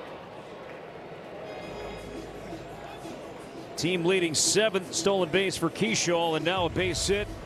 Could put the Twins back on top. Well, picked a good pitch to run on, got a sweeper. This ball. You get that, you got to reach across your body as a catcher like that. It kind of throws your mechanics out of sync. And say one bad throw usually leads to another, and mislocation on the pitch, then Keyshaw's able to get in there, see if Buck can pick him up.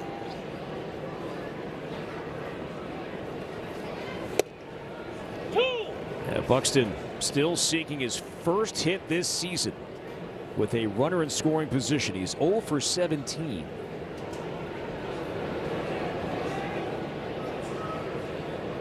As Keyshaw at second. The 1-2 pitch flipped in the air to left, and Arozarena makes the play, and the Twins strand Keyshaw in scoring position out of the 7th, all tied at 1. The lineup at Minnesota Twins baseball is presented by Delta. From Twins territory to the world, Delta, official airline of the Minnesota Twins.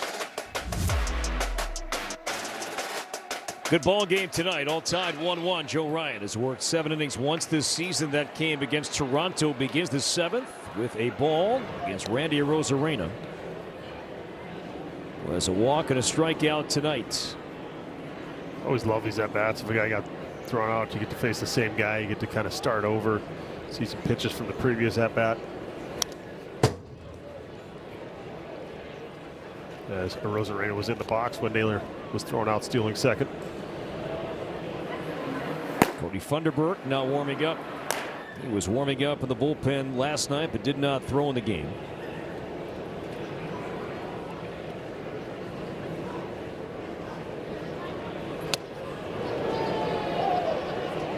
Sweeper never swept.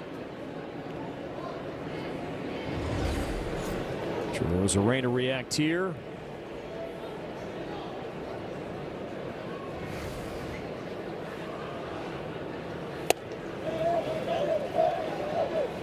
Check and first, no swing, and it looks like that. Did Caratini challenge that? Yes, he did. Yes, you complete the play. You ask for did he swing or no. He asked right away. Yeah. That's 100% he was trying to challenge and check. The catcher's challenge the ball call. Yeah, so that's how this works. You complete the play first. You ask did he swing, yes or no, and then you grant the challenge. And it was a strike. And now Dan Wilson's not happy. But if he sees the right play, if he sees the replay of this, he'll know.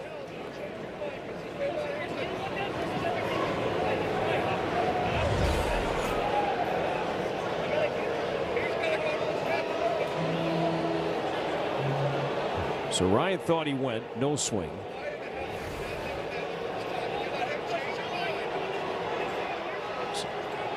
Dan Wilson saying that Shelty changed your mind, but that was adjudicated correctly by Doug Eddings. You complete the play, and then you grant the challenge.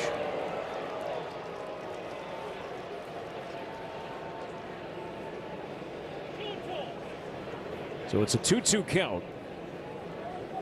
The Twins maintain 2 challenges, 10th successful challenge for Caratini behind the plate.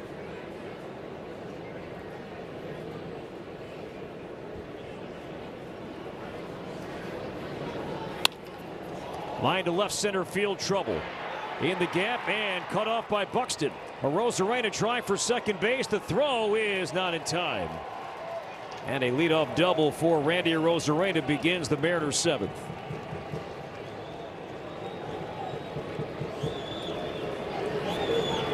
Ninth double this season, and the Mariners are threatening in the 7th inning. That ball just sort of spun in the middle of the plate. Buxton's, I think, as good as anyone I've seen out there at running full speed, putting on the brakes, and then not looking like he's throwing 1,000 miles an hour, but he makes a good, strong, accurate throw. Just to Arozarena, thinking 2 out of the box. Never had a shot at that one. That'll be the end of Joe Ryan's night. Very efficient.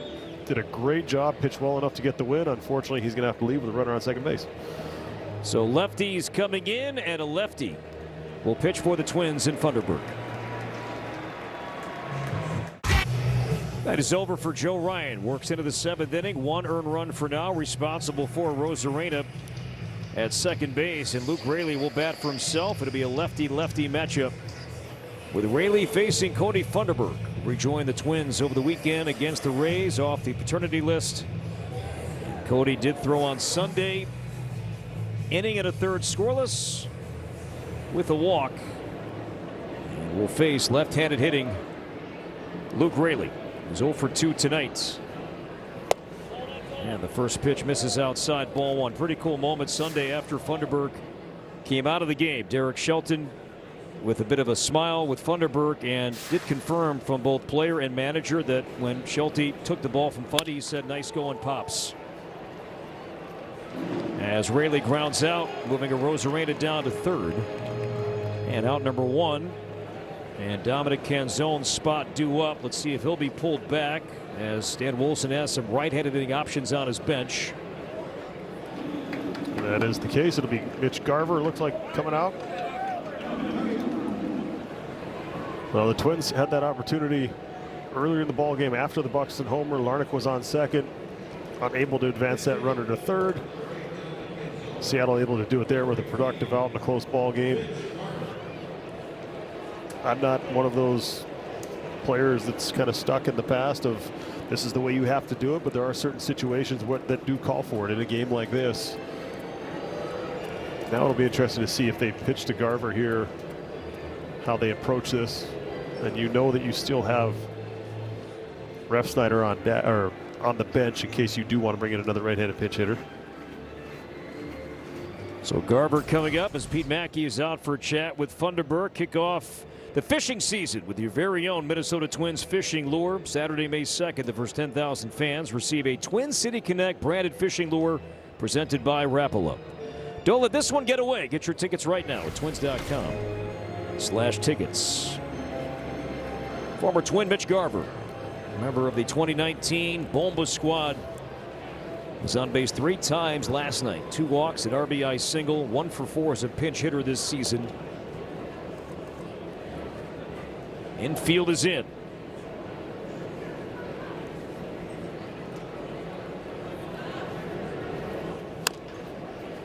Foul ball.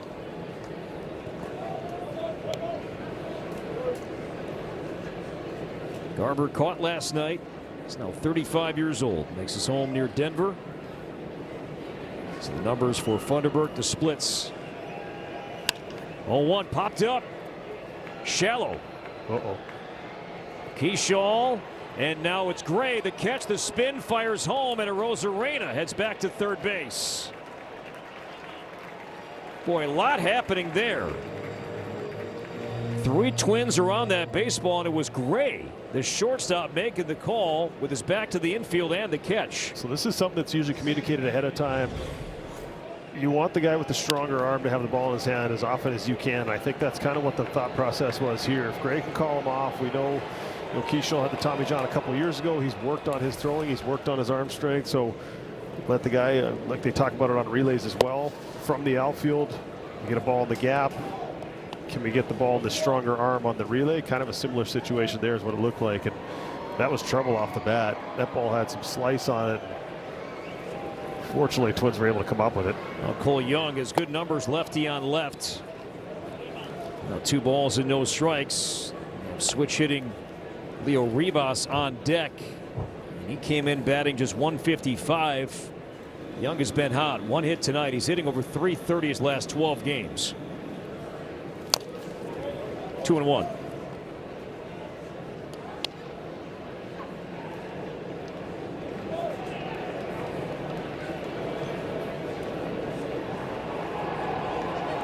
So Young, high average, plenty of power against lefties.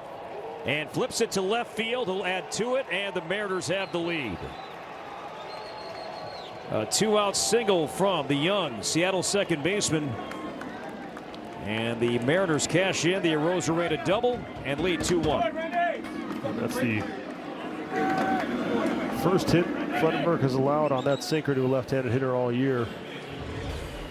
That's part of the reason why you're comfortable. You're not sending up a pinch hitter.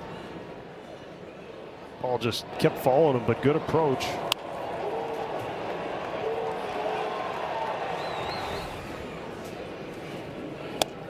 And now Rivas, who is 0 for 2 tonight. The Twins will have Larnach, Martin, and Bell due up in their half of the 7th. And Seattle has a lefty ready in its bullpen. So that run is charged to Joe Ryan. 6+ innings, 2 earned runs. He pitched well.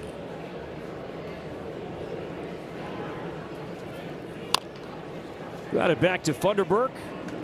Underhand flip, and there is out number 3.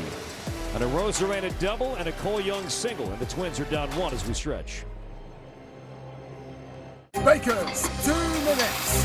Great shot of the moon above Target Field as we bring you our game summary. 2-1 Mariners, but it was the Twins on the board first tonight as Byron Buxton smacked his 2nd home run in as many games. But then Josh Naylor would answer with an RBI single in the 5th, and then just moments ago, Cole Young with RBI single in the 7th, making it that 2-1 lead for the visitors, guys. Audra, thank you. And we move to the home half of the 7th, and new pitcher for Seattle, lefty Gabe Spire. Big ground ball numbers so far this season.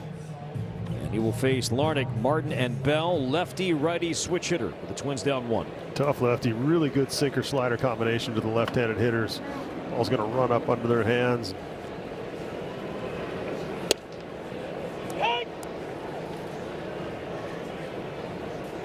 Larnach 1 for 3. He followed Buxton's home run with a double off the wall and right. There was nobody out, but the Twins did not bring him in.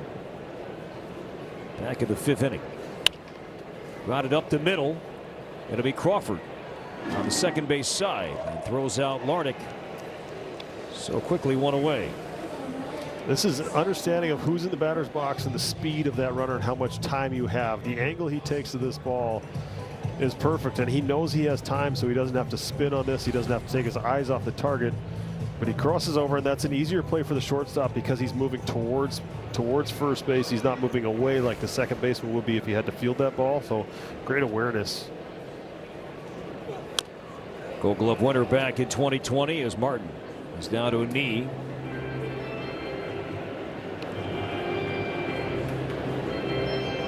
Martin tonight in right field, his 4th start in right.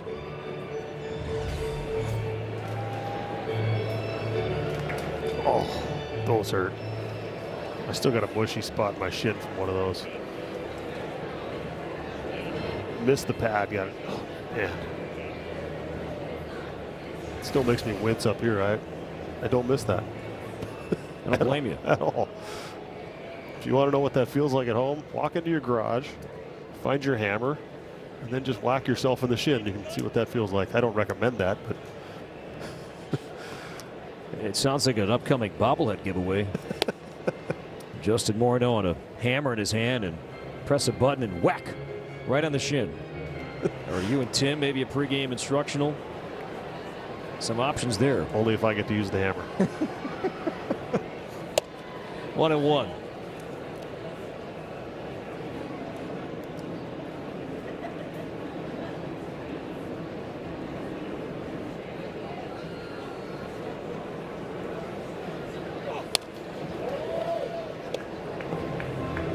Twins find themselves here late tonight in this 1-run game. They have not won a 1-run game all year. 0-4.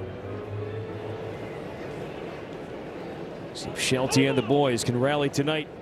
It's a good Mariners pen.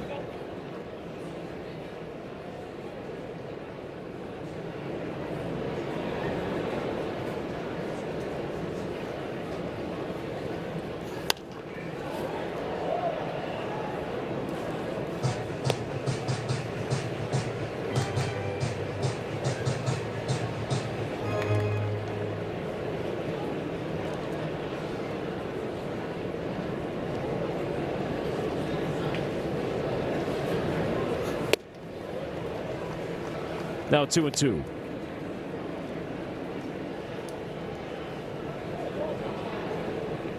Righty Matt Brash in play tonight for Seattle. Pulled foul.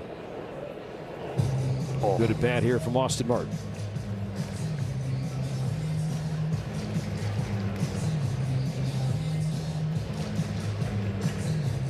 Martin now has reached base safely in 18 straight games. It's the longest streak for any Twin since Brooks Lee had a 19-game run last season. 3-2, and he leads the team in walks. And just not even there's a tiny little flinch there, but the takes are always a way to tell how a guy's seeing that ball. He's tracking it really well still.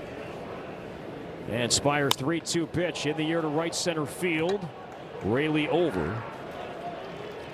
And there are 2 down.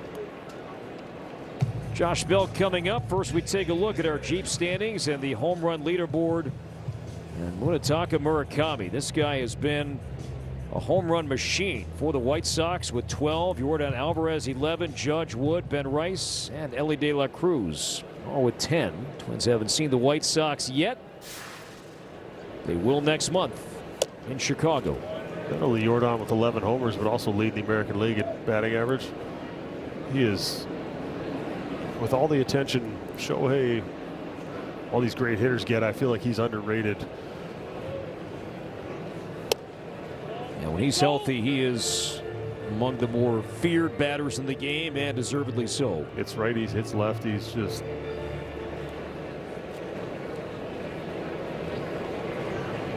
Josh Bell 1 for 3 tonight.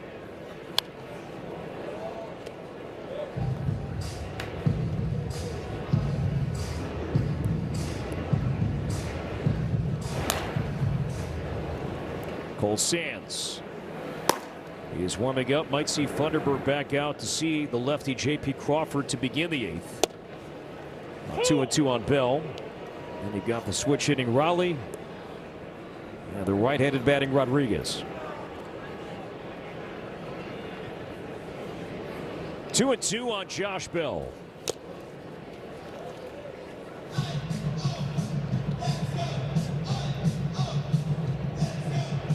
Twins at 13-16. The Mariners are 14-16.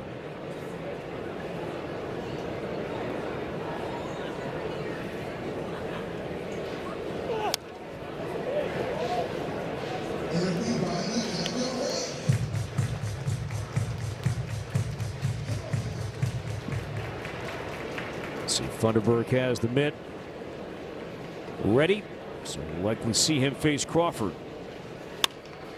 Bell to right, down the line, slicing. Raley over at the sidewall, has room and makes the play up against the padding. So Raley never gave up on that ball, and Gabe Spire works a 1-2-3 7th inning. Nice play from Raley, ending the 7th.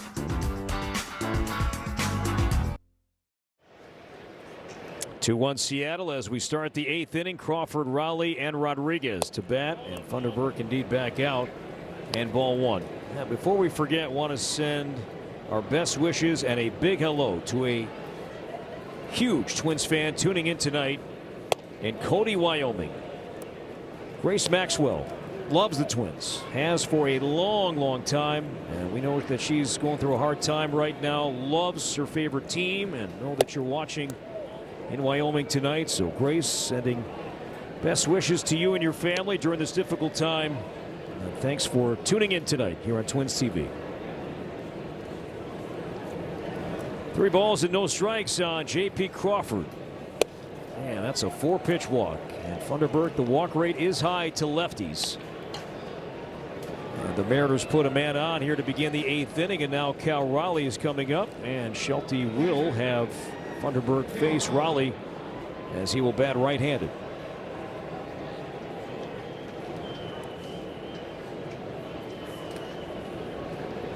Oh for 3 tonight as he sends it high in the air to left, but Larnach will have a play right near the warning track for out number 1, and Crawford holds.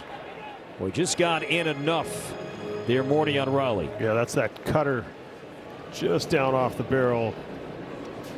And Larnach did a nice job of getting behind this ball and keeping Crawford at first, who was tagging up once that ball went in the air. And now Rodriguez will bat.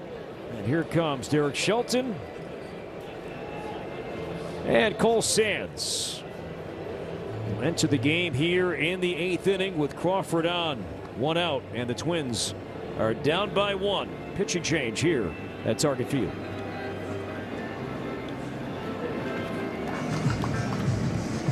Want it. One batter too late. Nearly had a chance to see two good friends, former teammates, roommates together at Florida State, Cole Sands and Cal Raleigh. They have met before in the past. But they are very close, and some good stories can be shared between those two guys from their days in Tallahassee. But Sands right now is on to see Julio Rodriguez, J.P. Crawford at first base, and the Twins are down by 1. Julio didn't like it, but didn't like it enough to try and challenge it when they have one challenge left.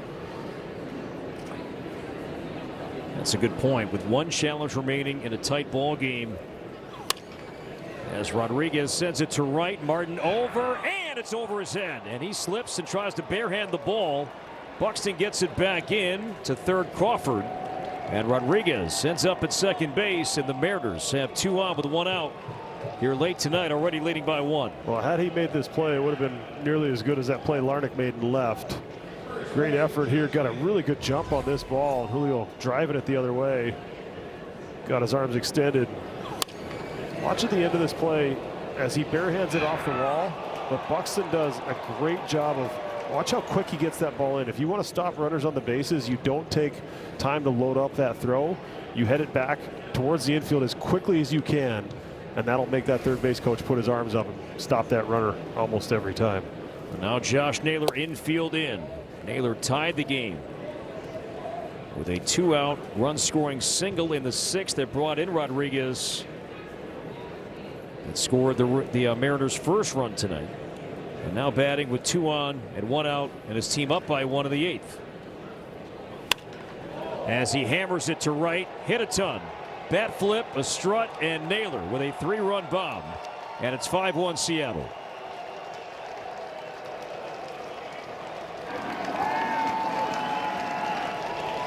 A 3-hit, 4 RBI night for Josh Naylor.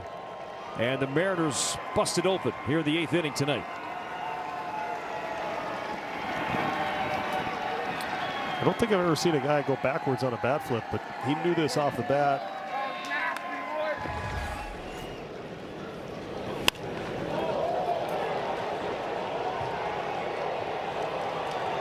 His 4th home run. Do you have to retouch home on your way by? Line to right. Here comes Martin, and he missed this one. Came in sliding, and he'll track this one down near the warning track. Rosarena on his way to third base. And the Mariners keep the pressure on. So if you're wondering, all right, we had the base open there, why are you going after Naylor in that situation? Well, if you look at the numbers that we showed you on the screen, Cole Sands versus right versus left, he has been much, much better against left-handed hitters this year. And so that's why, and also loading the bases for Rosarena, as we pointed out earlier, who has hit Twins pitching as well as he's hit any team in his career. And it's a deep lineup, and you got to pick your spots, but unfortunately weren't able to get Naylor out. It is a triple for Rosarena, his first triple this season.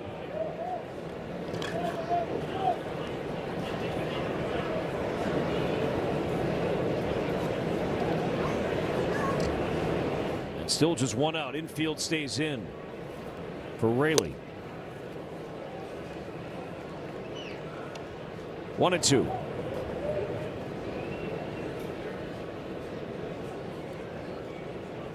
Hard contact of Cole Sands here in the 8th inning tonight. And there's out number 2 as Raley remains hitless. And now Mitch Garver.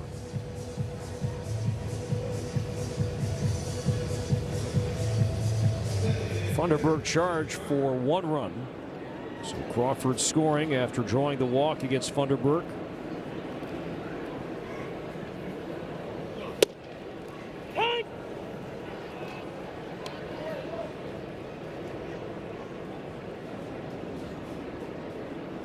Power from Rodriguez and Naylor this half inning.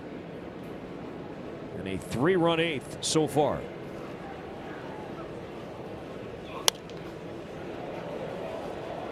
Near the Twins dugout, Clemens giving chase and no play.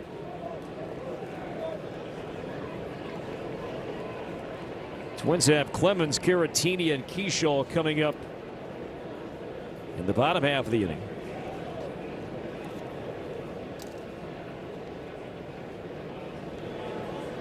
And the Mariners have 2 relievers up in their pen. We saw Brash, and now we see Criswell.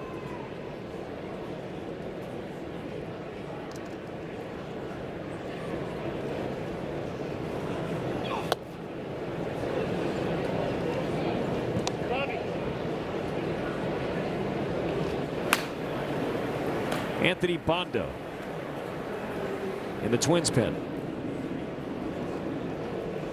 Sands ready for the 1-2 to Garver. To right center, and Buxton makes the play. Inning over, but damage done. The Mariners scored 3 times. Josh Naylor knew it from the crack of the bat. A long 3-run homer, and the Twins are down 4. Now the Mariners have plenty of power in their bullpen. Here comes one of those powerful right-handed arms, and Matt Brash. This guy can reach upper 90s. Has not allowed an earned run so far this season. Righty's going to see a ton of sliders. Lefties are going to see sliders the first pitch as well, but sinker, changeup on top of that for the lefties. 5 unanswered runs for Seattle. And the Twins are down 4 in the 8th inning tonight. Clemens, Caratini, and Keyshaw. Naylor, a 3-run homer off Cole Sands a moment ago. Cole Young, he's been busy tonight, and he throws out Cody. And 1 away for Caratini. Our upcoming Progressive Twins schedule back here with you. We start at noon here on Twins TV tomorrow.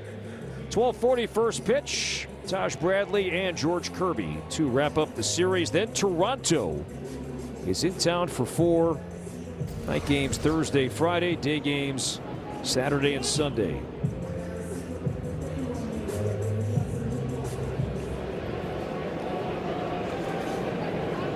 Caratini 0 for 3 tonight, 0 for his last 14. And 97 for strike 1 from Matt Brash, who was outstanding in the postseason last year. Struck out 10 in 9 innings.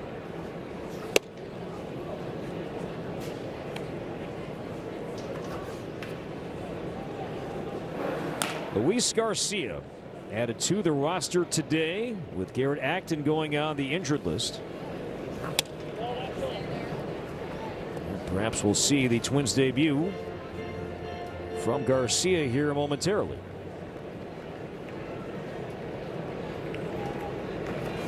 Two-1 to Caratini. Oh, hit him. Nope.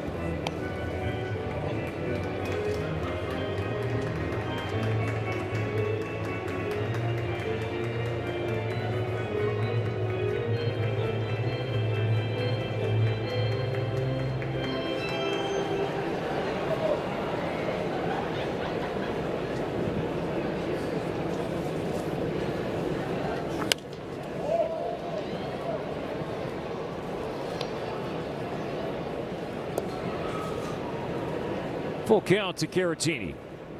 A fielder's choice, a fly out and a strikeout tonight.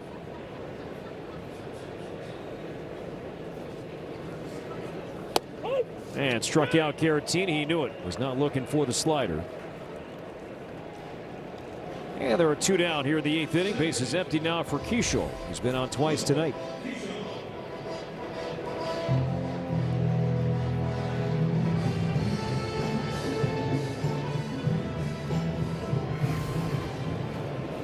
Brash drafted by the Padres in 2019. He made his way to Seattle in 2020.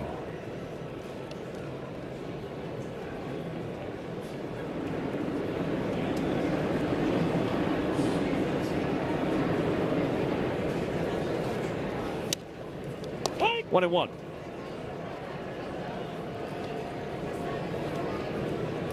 Brash missed the entire 2024 season due to injury. That was on the heels of leading the league with 78 appearances in 2023.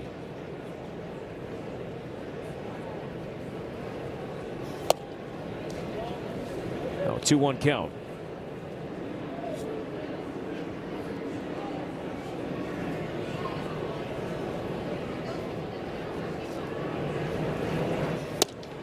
If you're thinking about seeing the Twins on the road this season, Seattle is a great destination. The Twins are going there perfect time of year. Late July, early August, July 31st, August 1 and 2.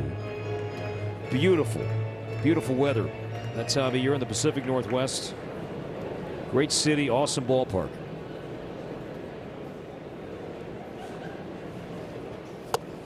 And Kershaw strikes out. Ball gets away from Raleigh, and he completes the play with the throw up the line to Naylor. So 1-2-3, 8th inning, and we'll see the Twins debut with Garcia next.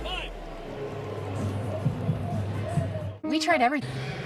Welcome back. Last call to get the triple play bundle. You can build your own game plan, buy 2 games, and get the third one free. Get yours now at twins.com/triple play bundle.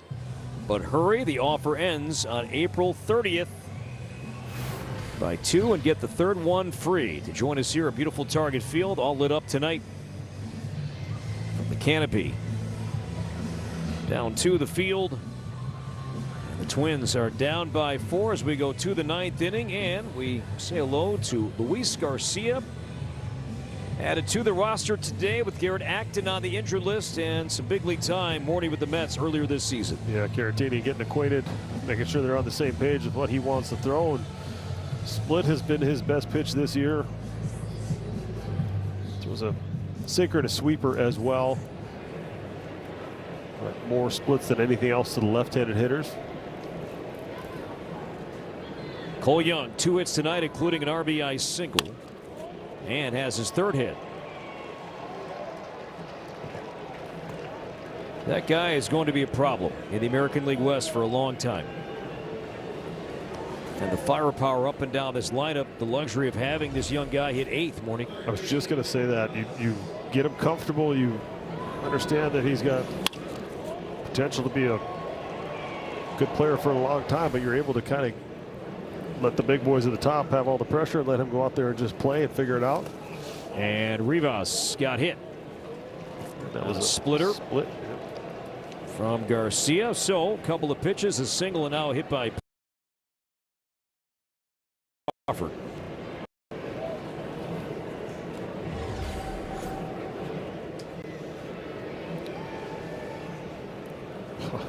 Pinball. Another 2 for 1. Rivas to Caratini. Now Crawford walked and scored last inning, also a single and a stolen base tonight. And 95 for a strike. Luis Garcia was released by the Mets on April 14th, and the Twins signed him to a minor league deal on the 21st. Appeared in 2 games with the St. Paul Saints, and added to the active roster right before the game tonight with Garrett Acton going on the injured list. He's been in the big leagues a long time, with the Phillies starting in 2013.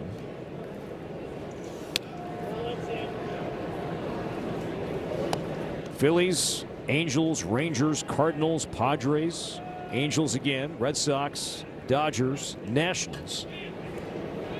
Angels last year, Mets for 6 games this season. Foul ball.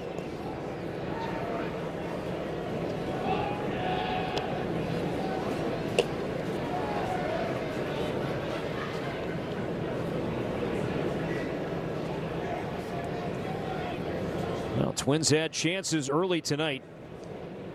0 for 10 with runners in scoring position. After a good night last night, not the case here tonight, and now 3-2 on Crawford.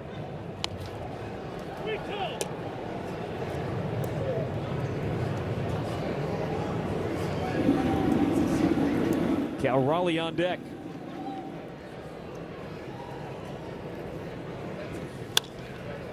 Slice to left, and Larnach coming over. Makes the play. Runners hold.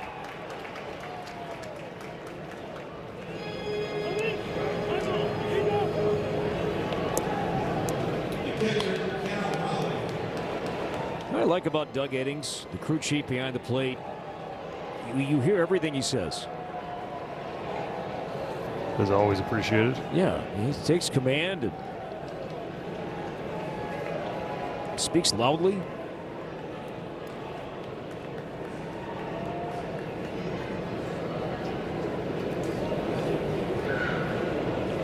Raleigh's 0 for 4.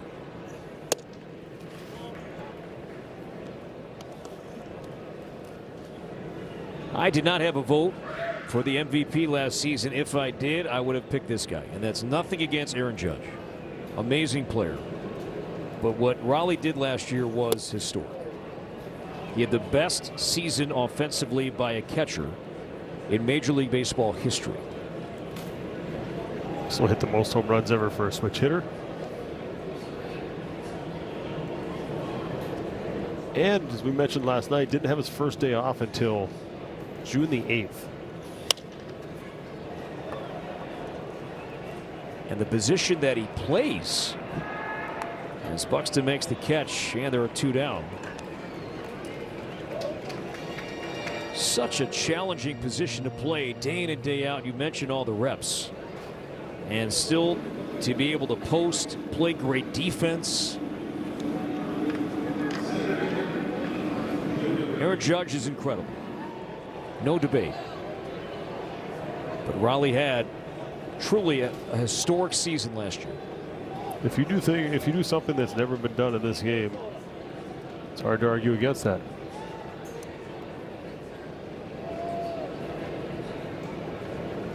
Rodriguez 2 for 4, 2 doubles and 2 runs.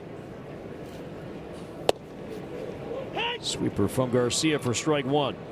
Twins have 8-9-1 coming up. Gray, Lewis, and Buxton.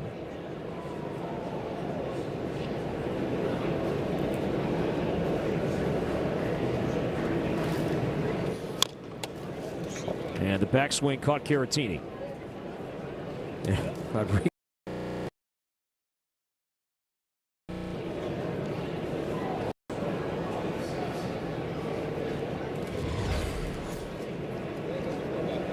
Backswing here, and yep. Oof. It's not only the fact that you're getting hit, but it also surprises you because you're not, once the ball's gone, the swing is done. Not really expecting that.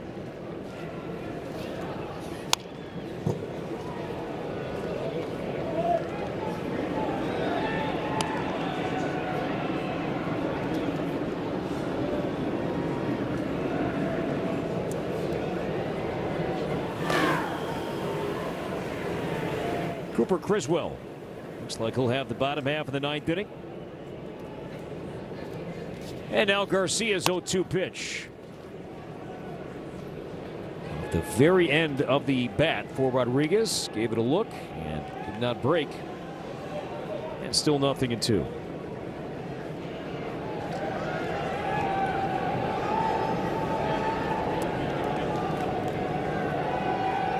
Young at second, Rivas at first.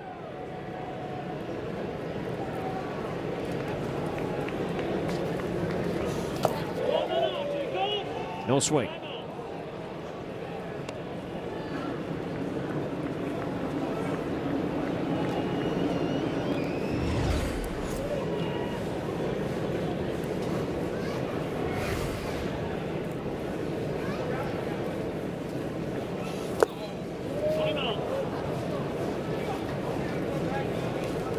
See, Doug Eddings, timeout. Could hear that. All the umpires talk. I don't know if our field mic's just picking him up a little better, but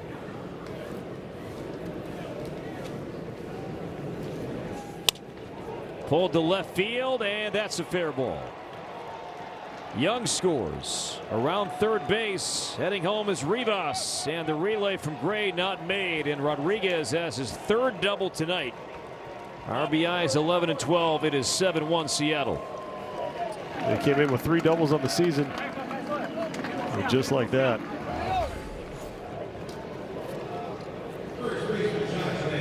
He got a sweeper right in the middle of the plate. After fouling off some tough pitches, keeping the at-bat alive. Finally got one that he could handle. And good speed on first base. Rivas had a good jump as that trail runner like we talked about in the pregame show.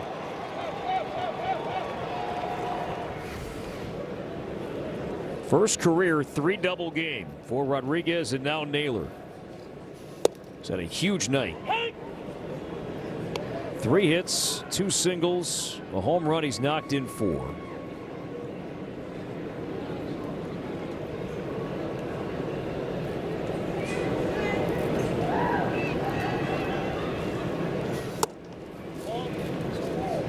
Catching up with Naylor again in the dugout earlier today. Went back to a horrific, and we're not going to show it, a grotesque injury that he suffered playing then for Cleveland in right field. It was June 27, 2021. He was in right. Ernie Clement was playing second base, and they collided in right field. It was an awful injury. Awful injury. Now, Naylor, he had to be carted off. Gruesome leg injury. Season ended right there. And I asked him at that point, did you think your career was over? He said, no, I knew I'd bounce back. But then the struggle that he found upon his return in 2022 was his numbers against left-handed pitching were terrible. Hit 173.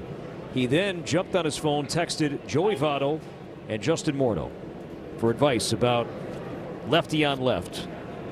And it was a lengthy text thread between you, Joey, and Josh. And then 2023 had his best year ever, hitting off left-handed pitching, and Naylor told me that he still goes back to that thread every now and then when he's not happy with his swing. Very cool. Very cool. Well, you got me at a loss for words here. That's you never know when these conversations and how far they go and whether it lasts at any length of time, but that's pretty cool to hear. I'm sure he got more out of Otto than he did for me. But. One hop to the right side, and Keyshaw makes the play. Inning over. 7 unanswered runs for Seattle. Bottom 9. Twins are down 6. When choosing the right key. The Twins trailing 7-1 last half of the 9th. This copyrighted telecast is presented by authority of the Minnesota Twins and may not be reproduced or retransmitted in any form. And the accounts and descriptions of this game may not be disseminated without the express written consent of the Minnesota Twins. Last of the 9th inning, all Seattle. It was a close game. Is now a 7-1 Mariner lead, and Cooper Quizwell, one-time Boston Red Sox. Twins saw him in the past, now with the Mariners. Takes over. ERA in the 2s. Has the ball for the Mariners late tonight. Yeah, he's got that real low arm slot, almost sidearm. He's going to mix his pitches. He's not going to overpower you with velocity. He's relying on deception and mixing speeds, trying to get you off the end of the bat. Does a good job of limiting the hard contact.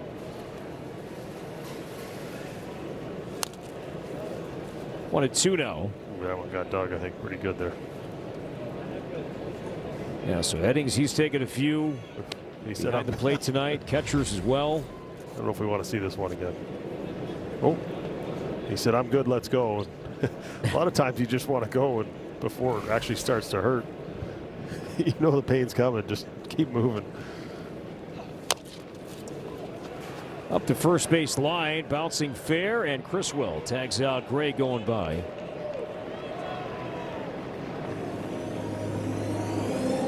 The great Bob Uecker was a longtime umpire, Ed Repuano.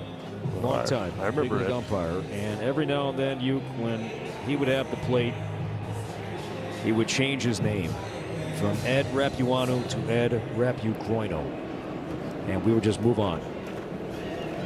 That's what Uecker would say. Just drop it in every now and then. Go. 0-1 on Royce, who's 1 for 3 tonight. Criswell, the 4th Mariners reliever tonight.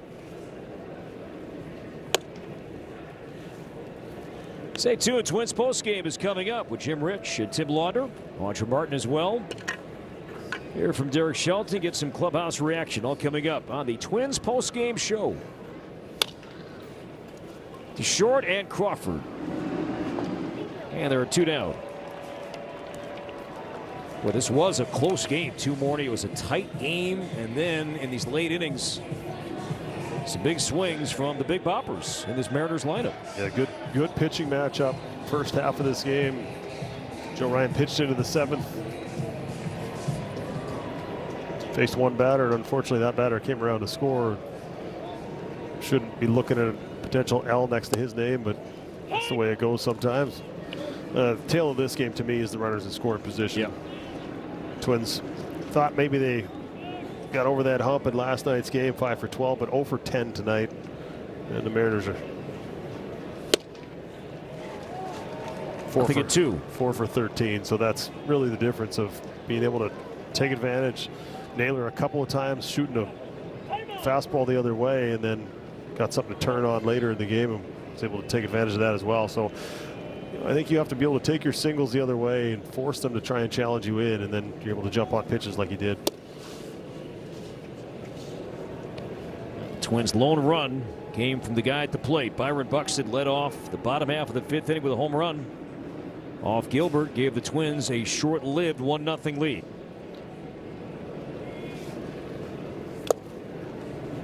But is the game any different if they were able to get Larnach around a score, have a couple run lead, a little more comfortable, lead? Does the game end up any different? Who knows, but it's just the way it goes sometimes.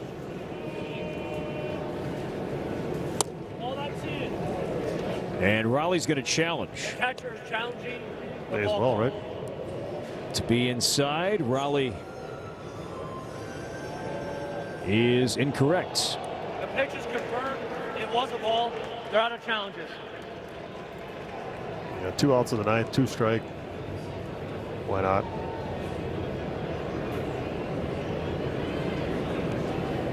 Three and 2 on Byron. And struck him out with a sweeper, and the Mariners score 7 unanswered and even up this series at a game apiece. 7-1 the final. Josh Naylor a 3-run homer. Julio Rodriguez had 3 doubles. Randy Rosarena a triple and a double, and the Mariners win 7-1. Rubber game coming up here tomorrow. We start at noon. For Justin Morneau, Corey Probus saying so long for now. Twins post game with Jim, Tim, and Audra is coming up next here on Twins TV. Booking.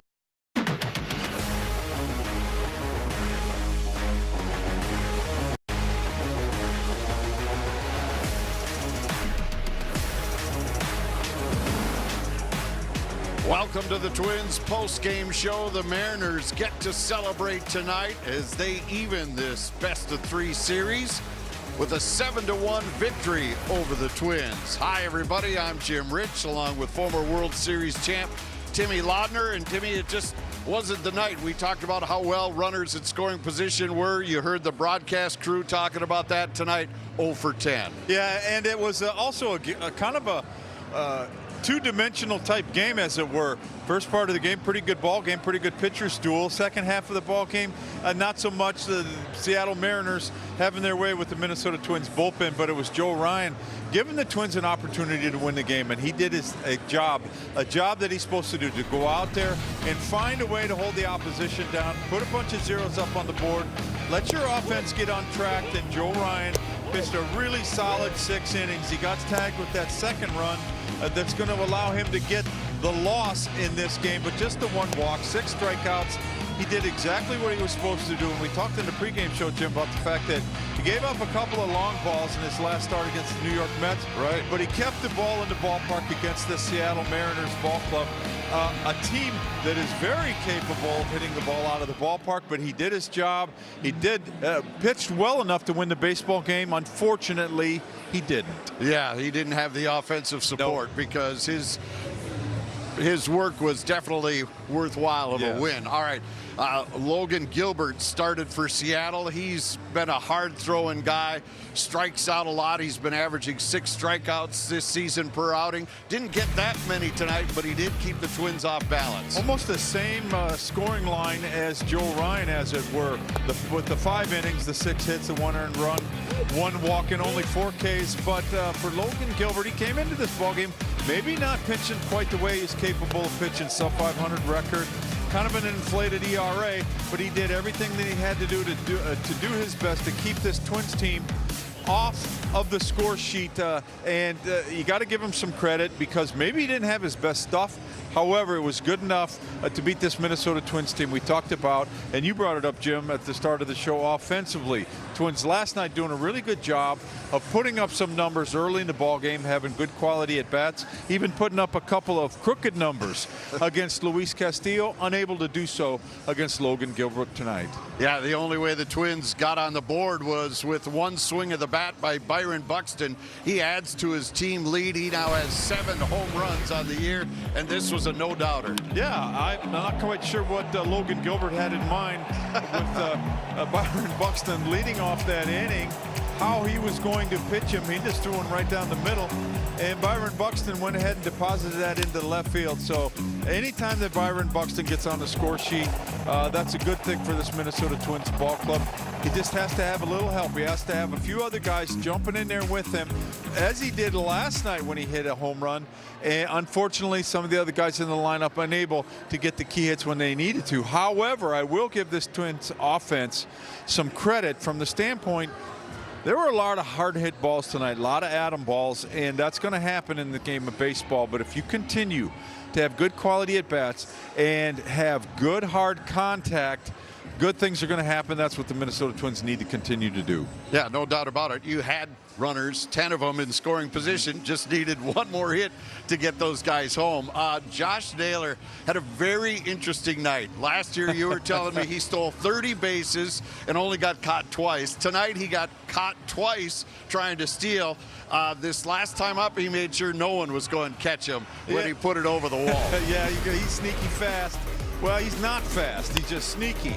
But if you make a mistake to Josh Naylor, yes, he's very capable of hitting the ball out of the ballpark. He is a good hitter. And what set it up, and Justin Morneau talked about it, was that in a previous at-bat, he hit a base hit to the opposite field. And anytime that you can figure out some type of way to set the pitcher up by hitting a ball to the opposite field, and sometimes that pitcher thinks, or even the following pitcher thinks, okay, I got to pitch him inside, or I got to make a better pitch. And when you try to make a better pitch, you don't. Josh Naylor got a pitch that he could handle, and he sent one up here onto the plaza over here. The other thing about that Josh Naylor at bat, that might be a precedent for a bat toss after a home run like that. That was a good one. I don't know.